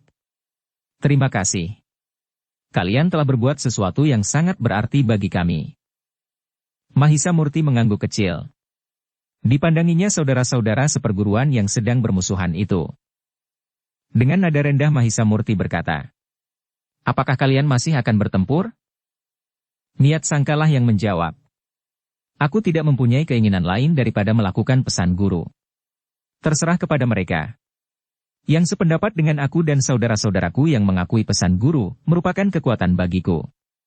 Tetapi siapa yang menentang pesan guru akan berhadapan dengan kami. Sekarang waktunya untuk menyatakan sikap itu. Mahisa Murti mengangguk-angguk. Namun Mahisa Pukatlah yang melangkah maju ke arah mereka yang semula menentang niat sangka itu sambil berkata, "Nah, bagaimanakah keputusan kalian?" Kedua orang itu telah kehilangan segala-galanya. Mereka tidak akan dapat berbuat apa-apa lagi sekarang. Orang-orang itu saling berpandangan. Tidak seorang pun yang menjawab. Cepat. Ambil sikap. Kalian merubah pendirian kalian atau tidak? Jika kalian tetap tidak mau menerima pelaksanaan pesan guru kalian itu, maka kalian akan bertempur. Salah satu pihak harus lenyap. Bagaikan minyak dan air, maka kalian tentu tidak akan bercampur, bentak Mahisa Pukat. Sementara itu, yakinilah bahwa kalianlah yang bersalah, karena kalian telah melanggar pesan guru kalian. Jika kalian tidak lagi mentaati pesan guru, maka apa artinya kalian tetap berada dalam perguruan ini? Cepat, jawab pertanyaanku atau aku akan membiarkan kalian dibantai di sini. Orang yang tertua di antara merekalah yang kemudian bergeser setapak maju. Dengan nada rendah ia berkata, "Kami mohon maaf. Kami telah melakukan satu kesalahan yang sangat besar. Katakanlah kepada saudara tertuamu." "Jangan kepadaku," geram Mahisa Pukat. Orang itu ragu-ragu sejenak. Bahkan ia pun telah berpaling kepada kedua orang yang beberapa saat sebelumnya menjadi tumpuan kekuatannya bersama sebagian saudara-saudara seperguruannya. Tetapi kedua orang itu telah terbaring diam. Betapa keduanya pernah menunjukkan kepadanya dan kepada sebagian dari saudara-saudara seperguruannya, bahwa mereka berdua memiliki ilmu yang sangat tinggi. Ternyata keduanya memang tidak berbohong. Keduanya telah menunjukkan kemampuan mereka yang sangat tinggi. Keduanya telah melakukan yang tidak dapat dilakukan oleh orang lain. Tetapi mereka telah membentur kekuatan dan kemampuan yang lebih tinggi. Jauh lebih tinggi. Dua orang anak muda yang belum pernah mereka kenal sebelumnya. Sementara itu Mahisa Semu masih saja berdiri di pinggir halaman menjaga gadis yang telah diculik itu. Bagaimanapun juga keadaan masih belum jelas benar baginya. Apakah yang sebenarnya telah terjadi? Meskipun ia memastikan kemenangan Mahisa Murti dan Mahisa Pukat, tetapi mereka masih berbicara dengan saudara-saudara seperguruan yang sedang bertengkar itu. Kekerasan mungkin masih akan terjadi. Tetapi ternyata bahwa mereka yang semula dengan segala cara telah dibujuk untuk berpihak kepada kedua orang yang telah dikalahkan oleh Mahisa Murti dan Mahisa Pukat, telah menyatakan penyesalan mereka. Mereka telah menyerahkan segala sesuatunya kepada Miat Sangka. Jika kami harus dihukum, maka hukuman apapun akan kami terima dengan ikhlas. Kami telah merasa sangat bersalah, bahkan telah mencoba berkhianat terhadap pesan guru, berkata orang tertua di antara mereka yang berpihak kepada kedua orang yang telah tidak berdaya itu. Miat Sangka menarik nafas dalam-dalam. Dengan nada rendah ia berkata, "Tingkah laku kalian telah membuat aku sangat bersedih. Kita yang sudah berkumpul dalam satu perguruan untuk waktu yang lama, ternyata harus terbelah. Bahkan hampir saja kita akan saling menghancurkan. Aku telah memanggil dua orang saudara kandungku untuk membantu menegakkan perguruan ini karena aku merasa bahwa kekuatan yang ada padaku terlalu kecil dibandingkan dengan kedua paman yang ternyata memang memiliki ilmu yang sangat tinggi itu. Tetapi ternyata bahwa Yang Maha Agung menentukan lain dari rencana kedua orang yang tamak itu. Kedua paman guru itu sudah mendapat hukumannya. Hukuman itu datang langsung dari Yang Maha Agung yang mengirimkan kedua orang anak muda itu kepada kita." "Kami menyesal sekali," jawab orang tertua di antara mereka yang semula menentang niat sangka itu.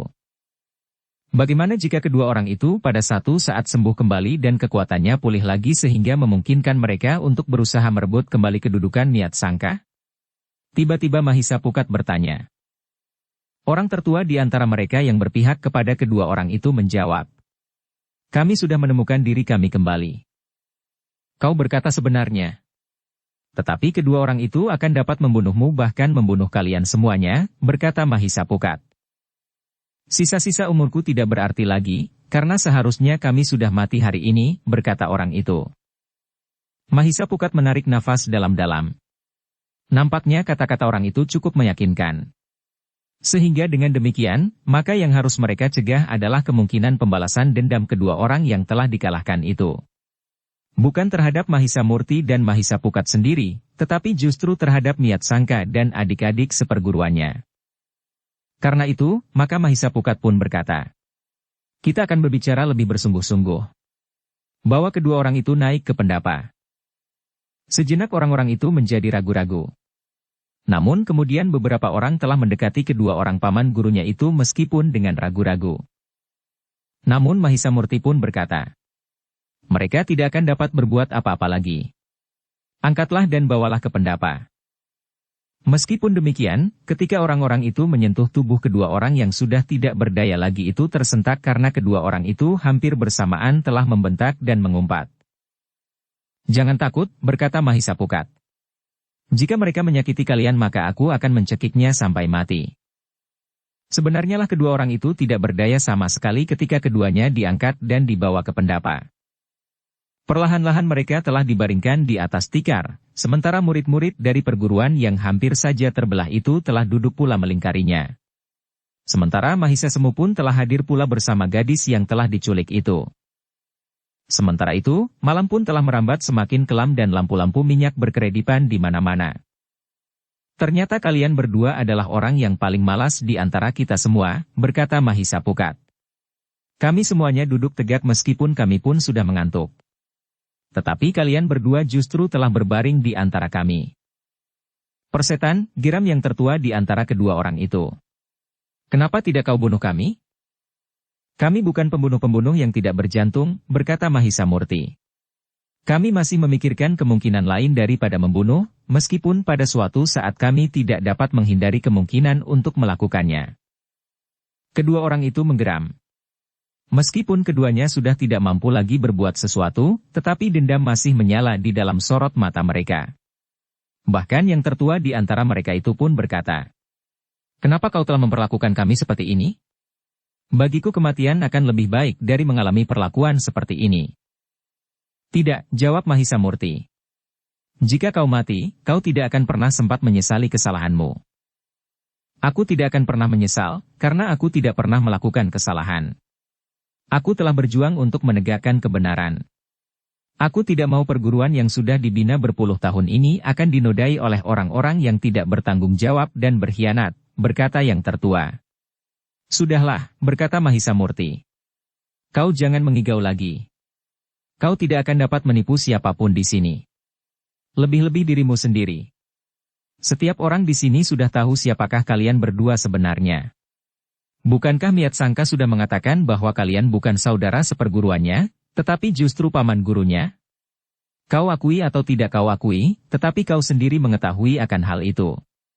Kedua orang itu termangu-mangu sejenak. Sementara itu, murid-murid dari perguruan yang hampir pecah itu duduk dengan tegang. Mereka menunggu perkembangan yang akan terjadi dalam percakapan antara anak-anak muda itu dengan paman guru mereka. Beberapa saat kedua orang yang terbaring itu tidak mengucapkan sepatah kata pun. Karena itu, maka Mahisa Murti pun bertanya. Bagaimana pendapatmu? Apakah kalian masih tetap dalam sikap kalian? Kedua masih berdiam diri. Mahisa Murti tiba-tiba saja telah bergeser mendekat. Ketika lengan yang tertua di antara mereka disentuh oleh Mahisa Murti, maka terasa sisa kekuatannya yang hampir kering itu terhisap karenanya. Meskipun hanya sesaat, tetapi rasa-rasanya nyawanya akan ikut terhisap pula karenanya. Dengan nada berat orang itu berdesis. Ilmu iblismu itu benar-benar terkutuk. Tergantung untuk apa aku mempergunakannya, jawab Mahisa Murti. Aku dapat mempergunakannya untuk perbuatan licik. Tetapi aku juga dapat mempergunakan untuk perbuatan yang lebih berarti daripada membunuh. Jika kau tidak mempergunakan ilmu licikmu, kau tentu sudah aku lumatkan, geram yang tertua. Kau salah, berkata Mahisa Murti. Jika kau ingin melihat, aku dapat memperlihatkan kepadamu, bagaimana aku dapat meremas batu sebesar kepala kerbau dari jarak yang jauh. Tetapi aku tidak melakukannya, karena aku memang tidak ingin membunuh. Bahkan saudaraku itu telah dilukai oleh saudaramu. Tetapi ia tetap menahan diri untuk melakukan pembunuhan itu. Bahkan sampai sekarang pun kami tidak membunuh, meskipun kalian masih saja mengumpat-umpat. Jika kalian tidak membunuh kami sekarang, maka pada saatnya kami akan membunuh kalian dan orang-orang yang telah berkhianat itu, geram yang tertua di antara kedua orang itu. Kau tidak akan dapat melakukannya, berkata Mahisa Murti. Tetapi dengan ancamanmu itu berarti bahwa kau tidak akan dapat menemukan kekuatanmu sepenuhnya kembali. Ilmumu akan musnah dan kau akan tidak lebih dari orang kebanyakan. Jangan lakukan itu, bunuh saja kami berdua, geram orang itu. Tidak.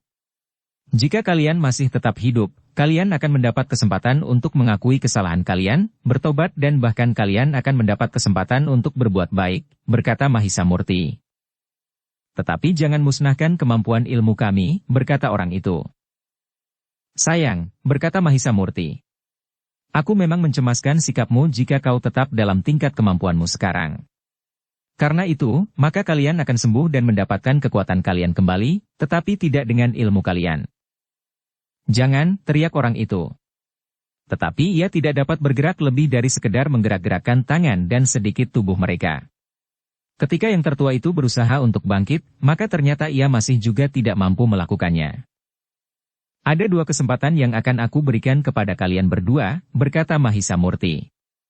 Tetap berbaring untuk seterusnya atau kembali dalam keadaan wajar, tetapi kehilangan ilmu kanuragan kalian. Kami memilih mati, jawab orang itu. Mahisa Murti menarik nafas dalam-dalam.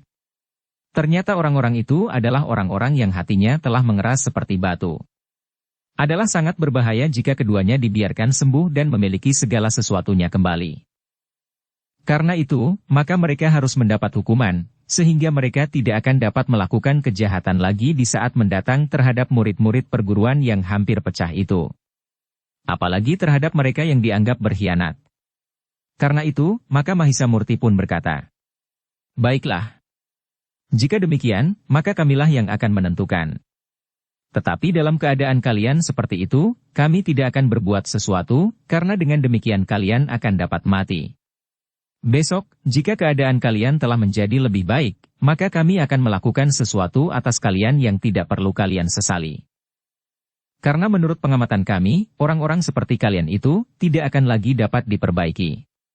Dengan demikian, maka jalan hidup kalian harus ditentukan sebelumnya. Tetapi kedua orang itu masih saja mengumpat. Namun Mahisa Murti pun kemudian berkata kepada orang-orang yang ada di sekitarnya, murid-murid dari perguruan itu. Nah, biarlah kedua orang itu besok menjadi urusan kami. Sekarang, lakukan apa yang baik kalian lakukan bagi perguruan kalian. Miat Sangkalah yang menjawab. Terima kasih Kisanak. Kami ingin berbicara dengan saudara-saudara kami yang untuk beberapa saat telah terpisah. Silahkan, jawab Mahisa Pukat. Sementara itu maka Miat Sangka pun berkata, nah, sebaiknya aku tidak berputar-putar lagi. Aku akan langsung berbicara tentang sikap kalian. Besok aku akan memenuhi pesan guru. Kita bersama-sama akan menyatakan kesetiaan kami kepada guru dengan menepati pesannya. Tidak ada orang yang akan dapat mengukuhkan kedudukanku selain dukungan dan kesediaan kalian. Karena itu, maka aku perlu pernyataan kalian. Yang tertua di antara mereka yang tersesat itu pun berkata, sudah kami katakan bahwa kami telah menemukan diri kami kembali. Kami akan menjunjung tinggi pesan guru. Pengkhianat, teriak paman gurunya yang masih saja terbaring. Miat Sangka berpaling ke arahnya. Katanya, maaf paman. Kami persilahkan paman beristirahat dengan tenang. Kami akan memutuskan persoalan kami sendiri tanpa gangguan dari paman. Jika aku sembuh kelak, maka kalian semua akan menyesal, geramnya. Tetapi Miat Sangka tidak menghiraukannya. Ia telah membuat rencana bahwa besok, di saat matahari naik sepenggalah, maka mereka akan menyatakan bersama-sama kesetiaan mereka kepada pesan guru mereka. Menjelang tengah malam, maka mereka pun tidak lagi membicarakan rencana mereka. Mereka telah menutup pembicaraan mereka untuk beristirahat. Meskipun kedua belah pihak telah mendapatkan kesepakatan, namun Miat Sangka masih belum dapat menghilangkan kecurigaan sama sekali. Karena itu, maka Miat Sangka pun telah mempersilahkan saudara-saudaranya yang hampir saja memberontak itu untuk tidur di gandok. Sementara Miat Sangka dan saudara-saudaranya yang berpihak kepadanya, berada di dalam rumah. Kalian dapat memilih tempat, berkata Miat Sangka kepada anak-anak muda yang melindungi seorang gadis itu. Kami akan berada di sini, jawab Mahisa Murti. Gadis itu, bertanya Miat Sangka. Biarlah ia berada di peringgitan. Kami akan menungguinya, jawab Mahisa Murti. Kedua paman itu bertanya Miat Sangka pula. Biarlah mereka beristirahat sampai esok. Jangan diganggu lagi, berkata Mahisa Pukat. Miat Sangka memandang Mahisa Pukat dengan ragu-ragu. Sementara Mahisa Pukat mengerti perasaan Miat Sangka. Karena itu maka katanya. Kedua orang ini sampai besok pagi masih belum akan bangun. Keduanya masih ingin beristirahat. Mereka akan tidur nyenyak sampai besok. Hampir berbareng keduanya mengumpat. Keduanya merasa menjadi barang mainan di tempat itu. Tetapi mereka tidak dapat berbuat apa-apa. Demikianlah, maka gadis yang telah diculik dari orang tuanya itu telah dipersilahkan tidur di peringgitan.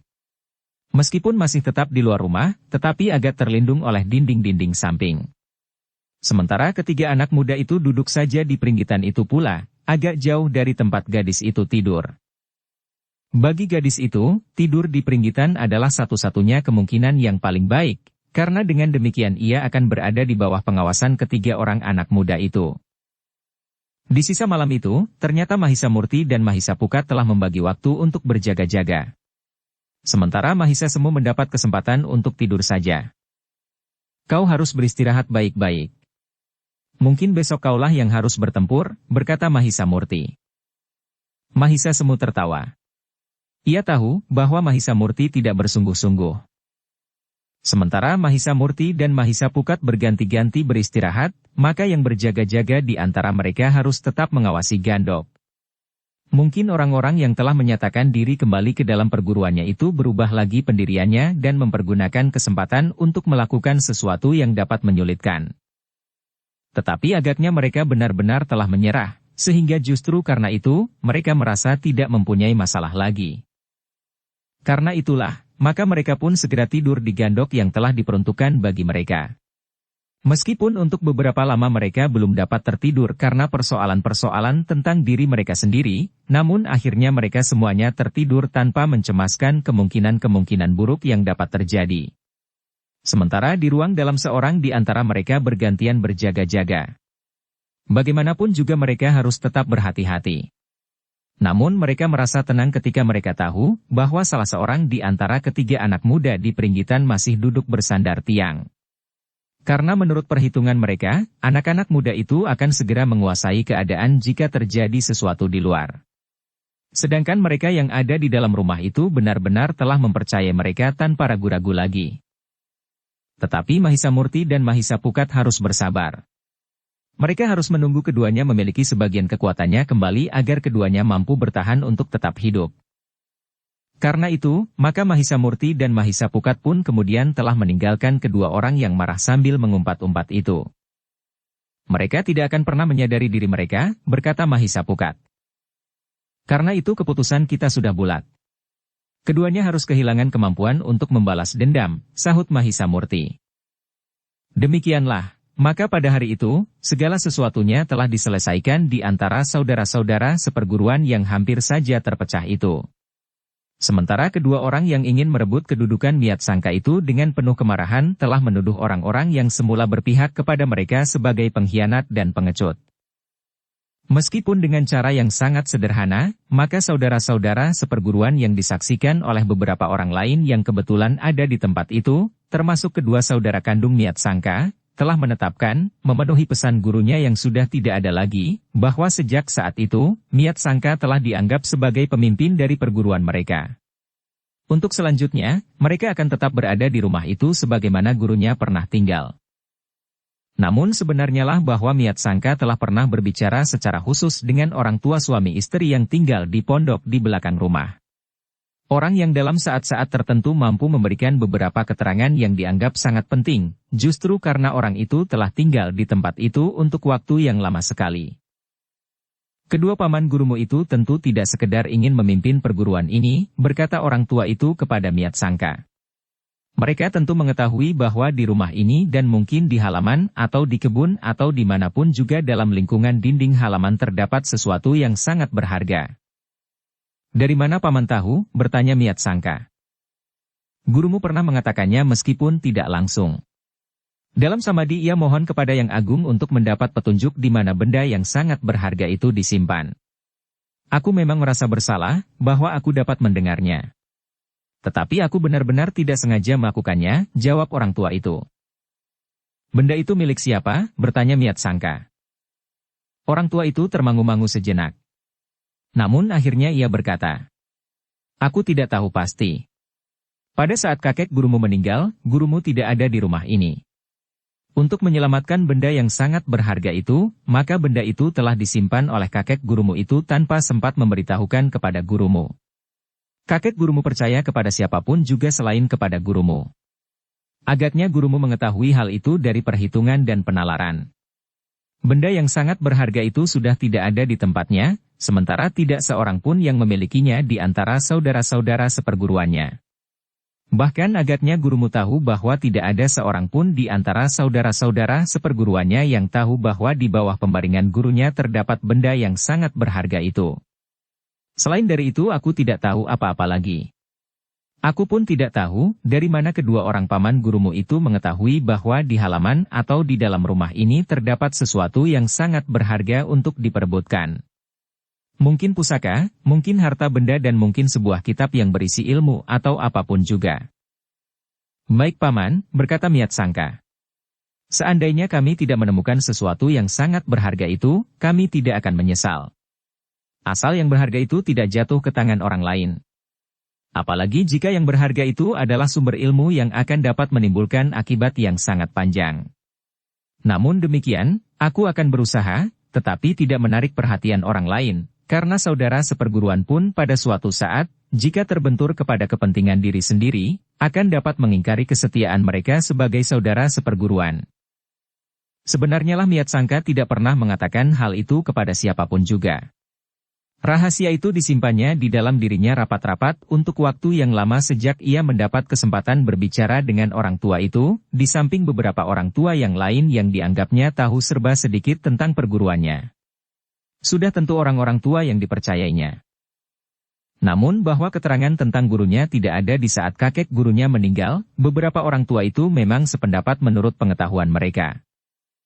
Dengan penetapan itu, maka segala tanggung jawab atas perguruannya memang ada di tangan Miat Sangka. Adalah tidak dapat diterangkannya, kenapa tiba-tiba saja ia menaruh kepercayaan yang sangat besar kepada Mahisa Murti, Mahisa Pukat dan Mahisa Semu. 3 orang anak muda yang baru saja dikenalnya. Namun apa yang pernah dilakukan oleh anak-anak muda itu, ternyata telah membuatnya percaya bahkan mutlak. Sehingga karena itulah, maka rahasia yang disimpannya itu, telah dikatakannya pula kepada Mahisa Murti, Mahisa Pukat dan Mahisa Semu. Namun jawab Mahisa Murti membuat Miat Sangka berhati-hati. Miat Sangka, berkata Mahisa Murti. Dalam keadaan tertentu, mungkin kedua orang paman gurumu telah memberikan isyarat tentang hal itu. Atau mungkin berdasarkan naluri dan panggraita, saudara-saudaramu berpendapat demikian pula meskipun tidak ada seorang pun yang memberitahukan.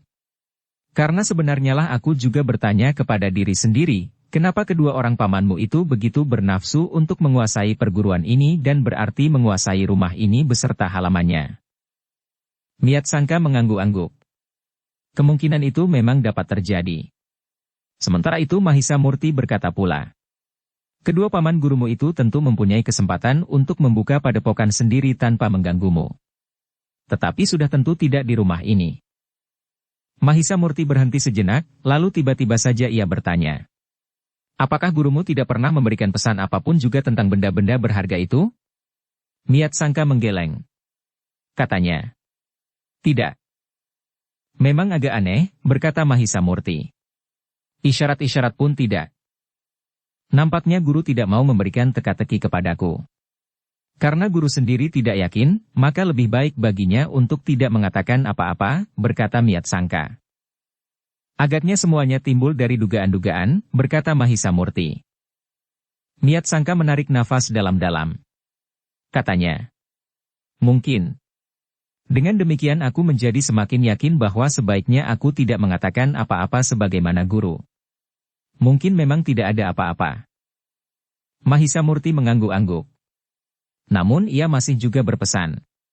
Tetapi kau dapat saja meskipun nampaknya sambil lalu dan tidak menarik perhatian, berusaha menemukannya. Seandainya ada sesuatu, mungkin juga sudah berada di luar rumah ini. Namun bagaimanapun juga hal itu akan menjadi perhatianku, berkata Miat Sangka. Dengan singkat Mahisa Murti masih sempat menceritakan bagaimana sebuah perguruan menjadi terpecah belah karena sebuah kitab yang dianggapnya sangat berharga.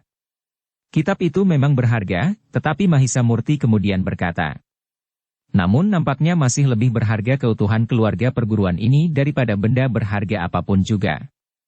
Apalagi jika harus dikorbankan nyawa seseorang. Aku mengerti, berkata Miat Sangka. Tetapi bagaimana dengan kedua orang paman guru itu? Jika pada suatu saat kekuatan dan kemampuan mereka pulih kembali, aku tidak tahu apakah mereka akan dapat menerima keadaan ini. Mahisa Murti termangu-mangu sejenak. Namun kemudian katanya, mereka tidak akan mengganggu kalian lagi. Miat Sangka termangu-mangu. Namun ia tidak membantahnya. Di hari itu kedua orang yang kehilangan kekuatannya itu masih berada di pendapa.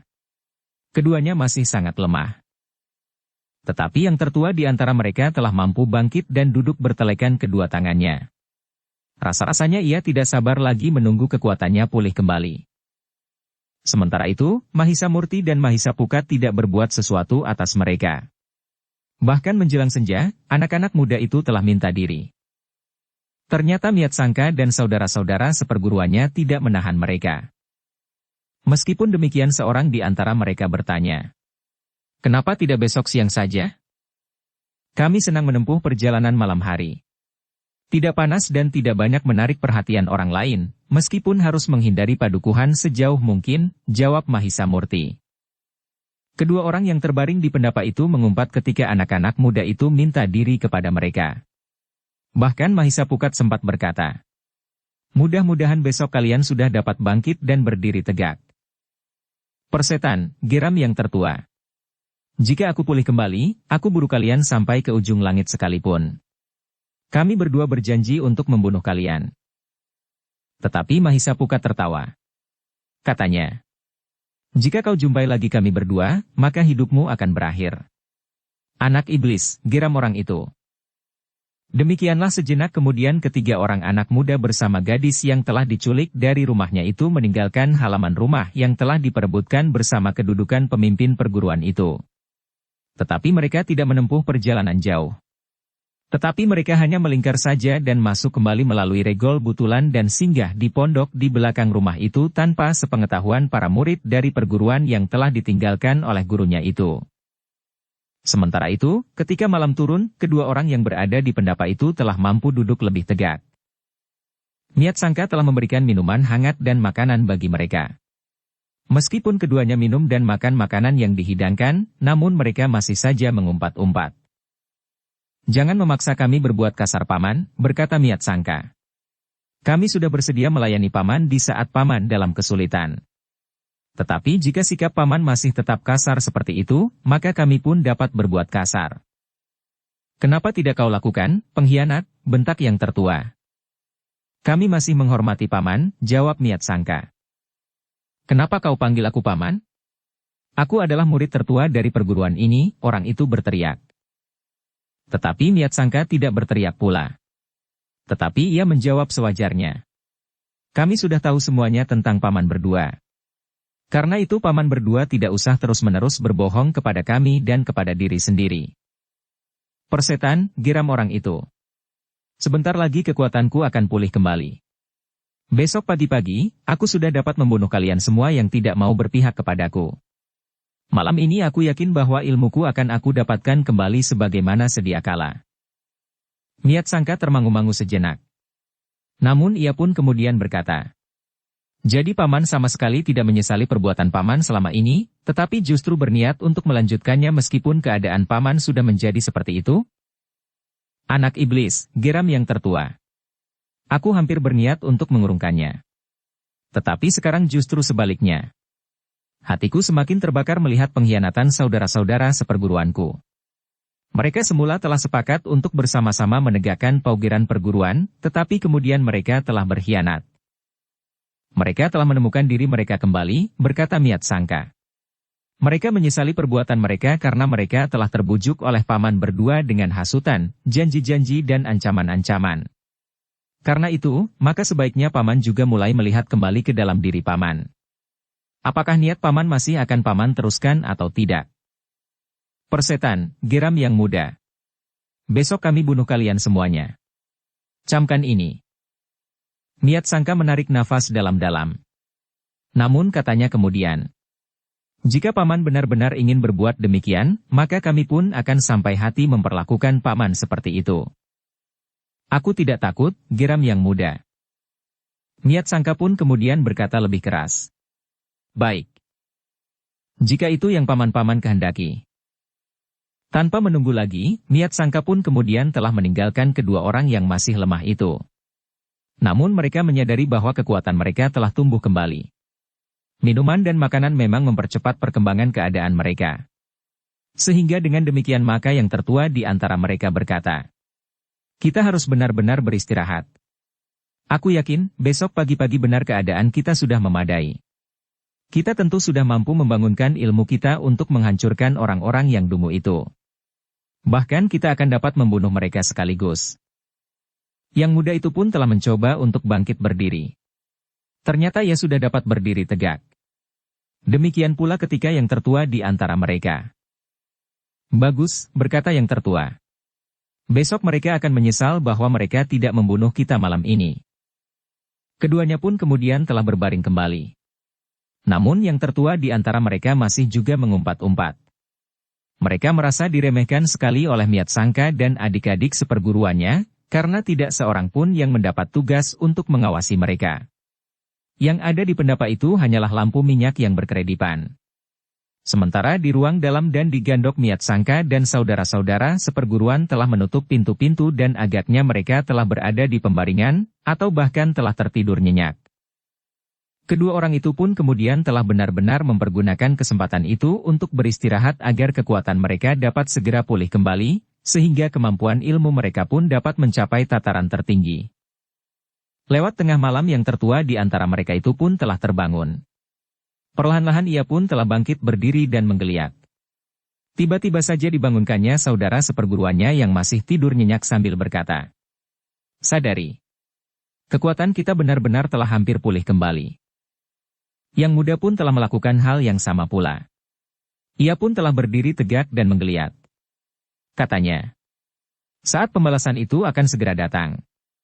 Mereka akan terkejut melihat kekuatan kita telah pulih kembali. Aku kira kita akan memerlukan waktu lama. Ternyata dalam waktu pendek, segalanya telah dapat diatasi. Namun keduanya sama sekali tidak menyadari bahwa sepasang mata tengah mengamatinya dari kegelapan. Mahisa Murti yang bergantian dengan Mahisa Pukat selalu mengamati mereka. Ternyata obat yang mereka berikan, benar-benar memberikan dukungan terhadap kekuatan daya tahan kedua orang itu selain karena daya tahan tubuh keduanya memang sangat tinggi. Mahisa Murti yang sedang bertugas mengawasi keduanya mengangguk-angguk. Katanya kepada diri sendiri. Obat untuk meningkatkan daya tahan tubuh yang dicobakan kepada keduanya lewat minuman yang dihidangkan kepada mereka ternyata berhasil baik. Ketahanan tubuh keduanya telah meningkat, sehingga dengan demikian kekuatan mereka pun telah tumbuh dengan cepat. Apalagi kedua orang itu memang pada dasarnya memiliki tubuh yang kokoh kuat dilandasi dengan ilmu yang tinggi. Nampaknya besok pagi-pagi mereka akan menjadi hampir pulih. Ketika kemudian Mahisa Pukat yang bertugas mengamati mereka, maka Mahisa Murti telah memberikan keterangan tentang kemungkinan itu. Karena itu, maka Mahisa Pukat pun menjadi sangat berhati-hati. Ia berpesan kepada Mahisa Murti, agar menjelang fajar, Mahisa Semu ikut bersamanya mengawasi orang itu. Aku akan mengatakan kepadanya, jawab Mahisa Murti. Sebenarnya lah menjelang fajar Mahisa Semu telah menyusul Mahisa Pukat. Keduanya mengawasi apakah yang akan terjadi atas kedua orang yang berada di pendapa itu.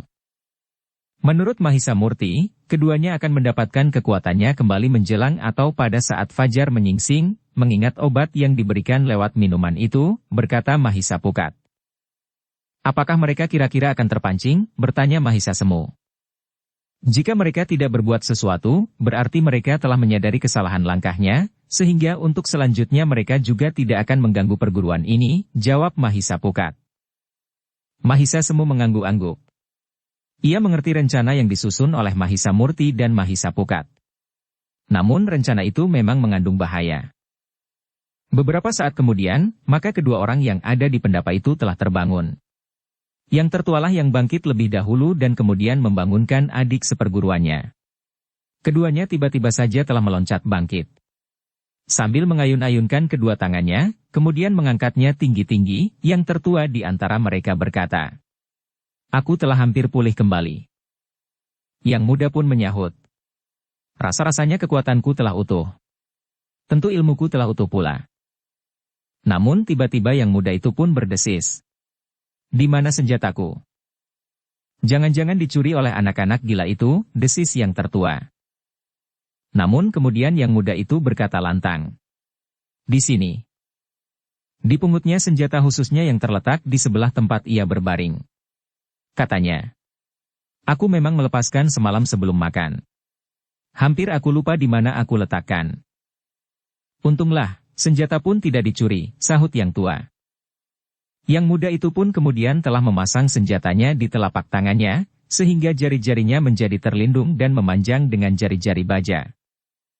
Bahkan sejenak kemudian, ia pun telah memusatkan nalar budinya untuk mengeterapkan ilmunya. "Semuanya akan segera selesai," berkata yang muda itu. Sementara ketiga anak-anak muda yang gila itu telah pergi. "Kita akan membunuh anak-anak yang telah berkhianat itu seluruhnya. Kemudian kita akan mencari isi dari rumah ini." Yang tertua mengangguk-angguk. Katanya, "Sudahlah. Simpanlah ilmumu itu. Nanti kita akan menghabiskan mereka." Perlahan-lahan yang muda itu pun telah melepaskan ilmunya, sehingga bara di telapak tangan serta kuku-kuku bajanya itu telah menjadi pudar kembali. Sementara itu Mahisa Pukat yang melihat hal itu pun telah berbisik kepada Mahisa Semu. "Beritahukan Mahisa Murti. Nampaknya mereka tidak dapat berubah lagi. Tidak ada jalan untuk mengiring mereka kembali ke jalan yang benar."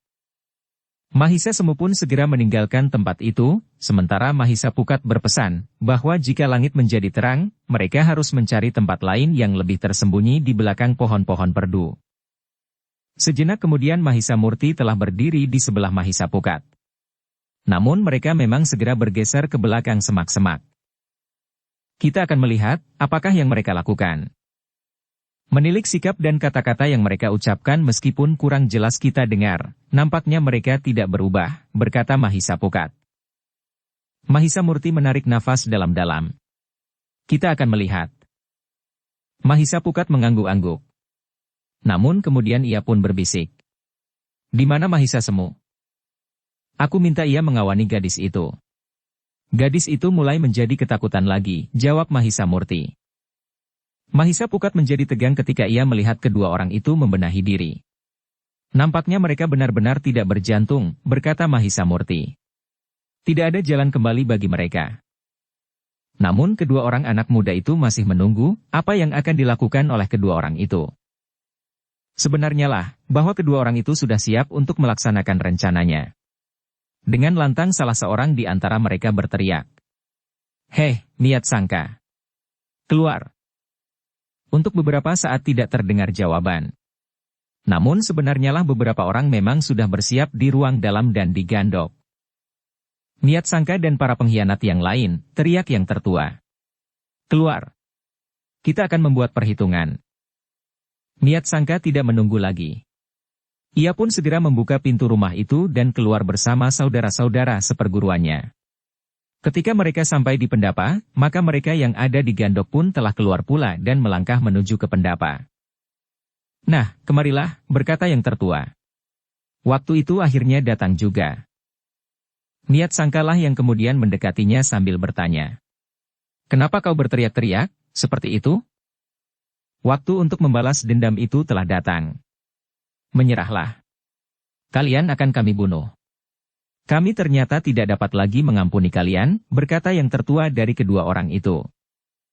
"Jadi paman berdua masih belum berubah? Paman tidak memperhitungkan sikap kami? Seandainya kami mau, maka paman berdua tentu sudah mati," sahut Niat Sangka. "Bukankah aku sudah bilang, jika kalian tidak membunuh kami, maka kami berdualah yang akan membunuh kalian. Karena itu, maka jangan menyesal jika kami benar-benar melakukannya," sahut yang muda sambil tertawa. Niat Sangka memang menjadi tegang. Dengan nada tinggi ia berkata, "Tetapi kami sekarang sudah menjadi satu. Apakah kau kira, Kau berdua mampu mengalahkan kami? Miat Sangka dan saudara-saudara seperguruannya menyadari bahwa kedua orang itu menjadi sangat marah.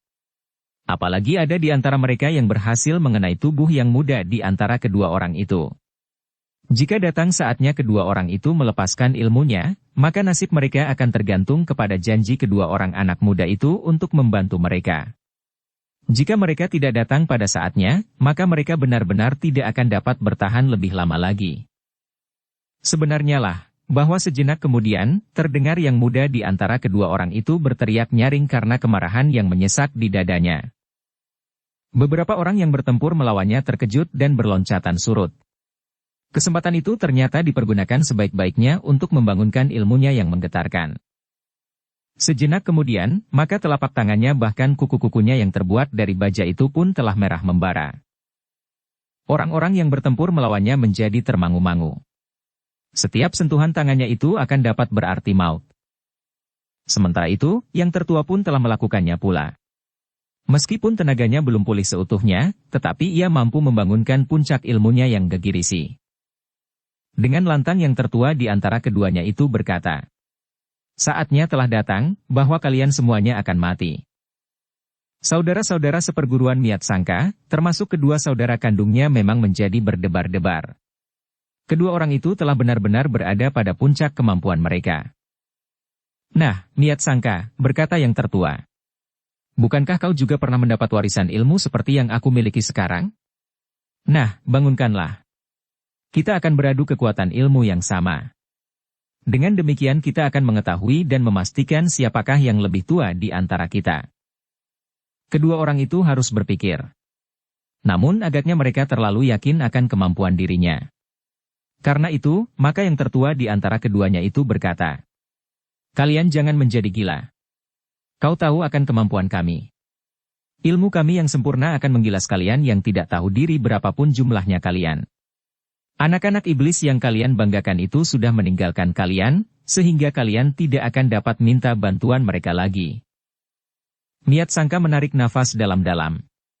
Katanya, "Aku tidak mengira bahwa ada juga orang yang tidak berjantung seperti paman berdua.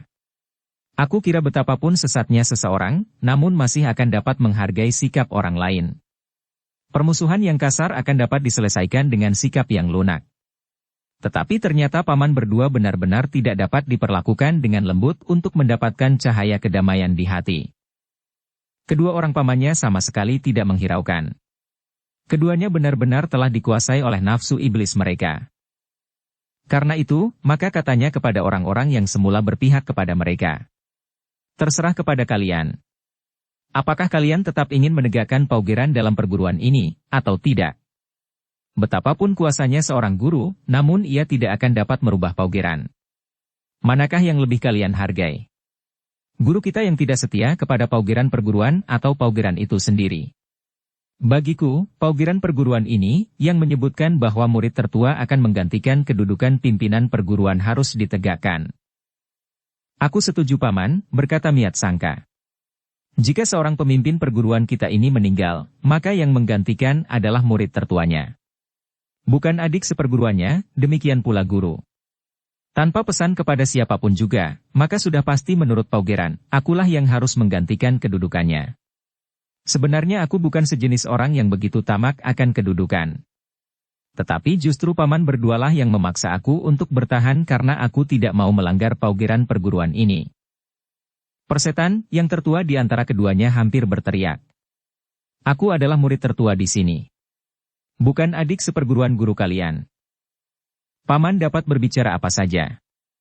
Tanpa alasan pun paman dapat merampok kedudukan kami jika paman merasa sangat kuat untuk melakukannya," berkata Miat Sangka. "Aku bukan perampok.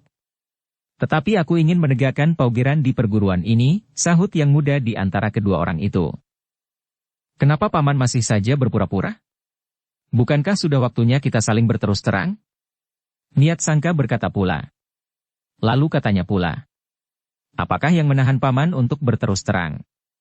Kita semuanya sudah tahu. Jangan banyak bicara.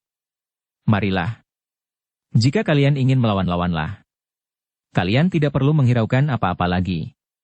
Kami berdua ingin membunuh kalian, kecuali yang berpihak kepada kami, berkata yang muda.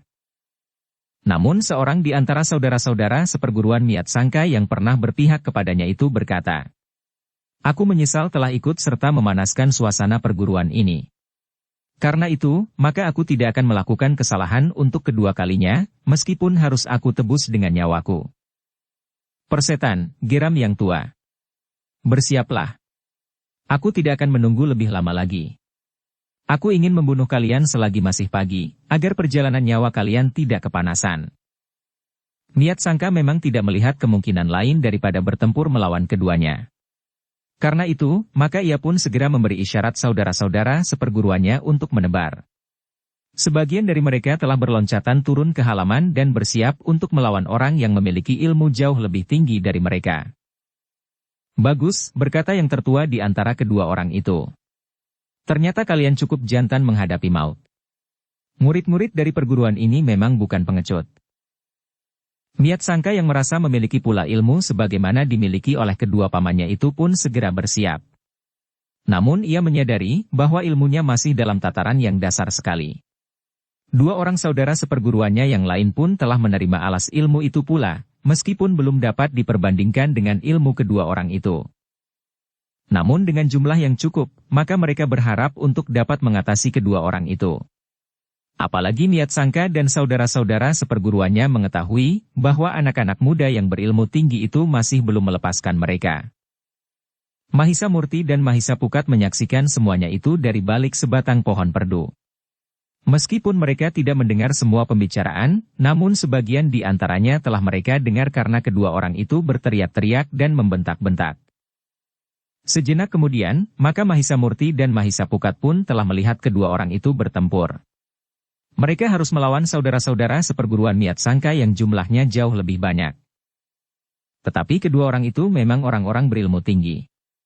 Meskipun mereka belum mempergunakan ilmunya, namun sudah nampak bahwa Miat Sangka dan saudara-saudara seperguruannya harus bekerja keras. Dengan jumlah yang jauh lebih banyak, maka mereka memang dapat mendesak kedua orang itu. Namun hal itu hanya mempercepat kesulitan saja, karena kedua orang itu pun segera merasa perlu untuk mempergunakan ilmunya yang menggetarkan.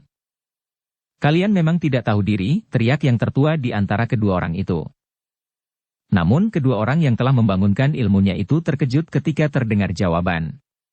"Tentu ilmumu lebih masa Kisanak.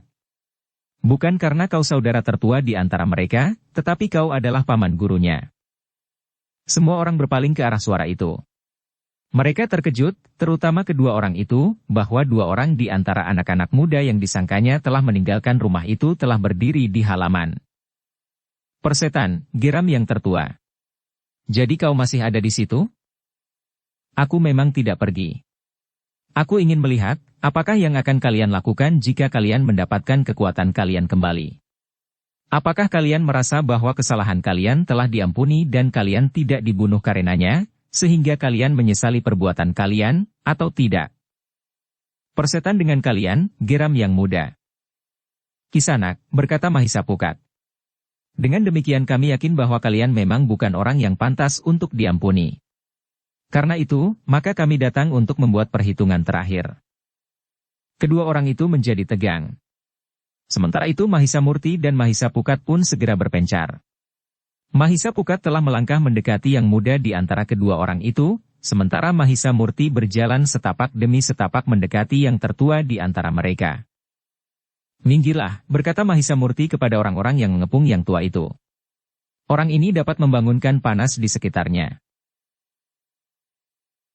Bersambung ke bab 129. Dukung kami dengan subscribe, follow, like, komen dan share. Terima kasih.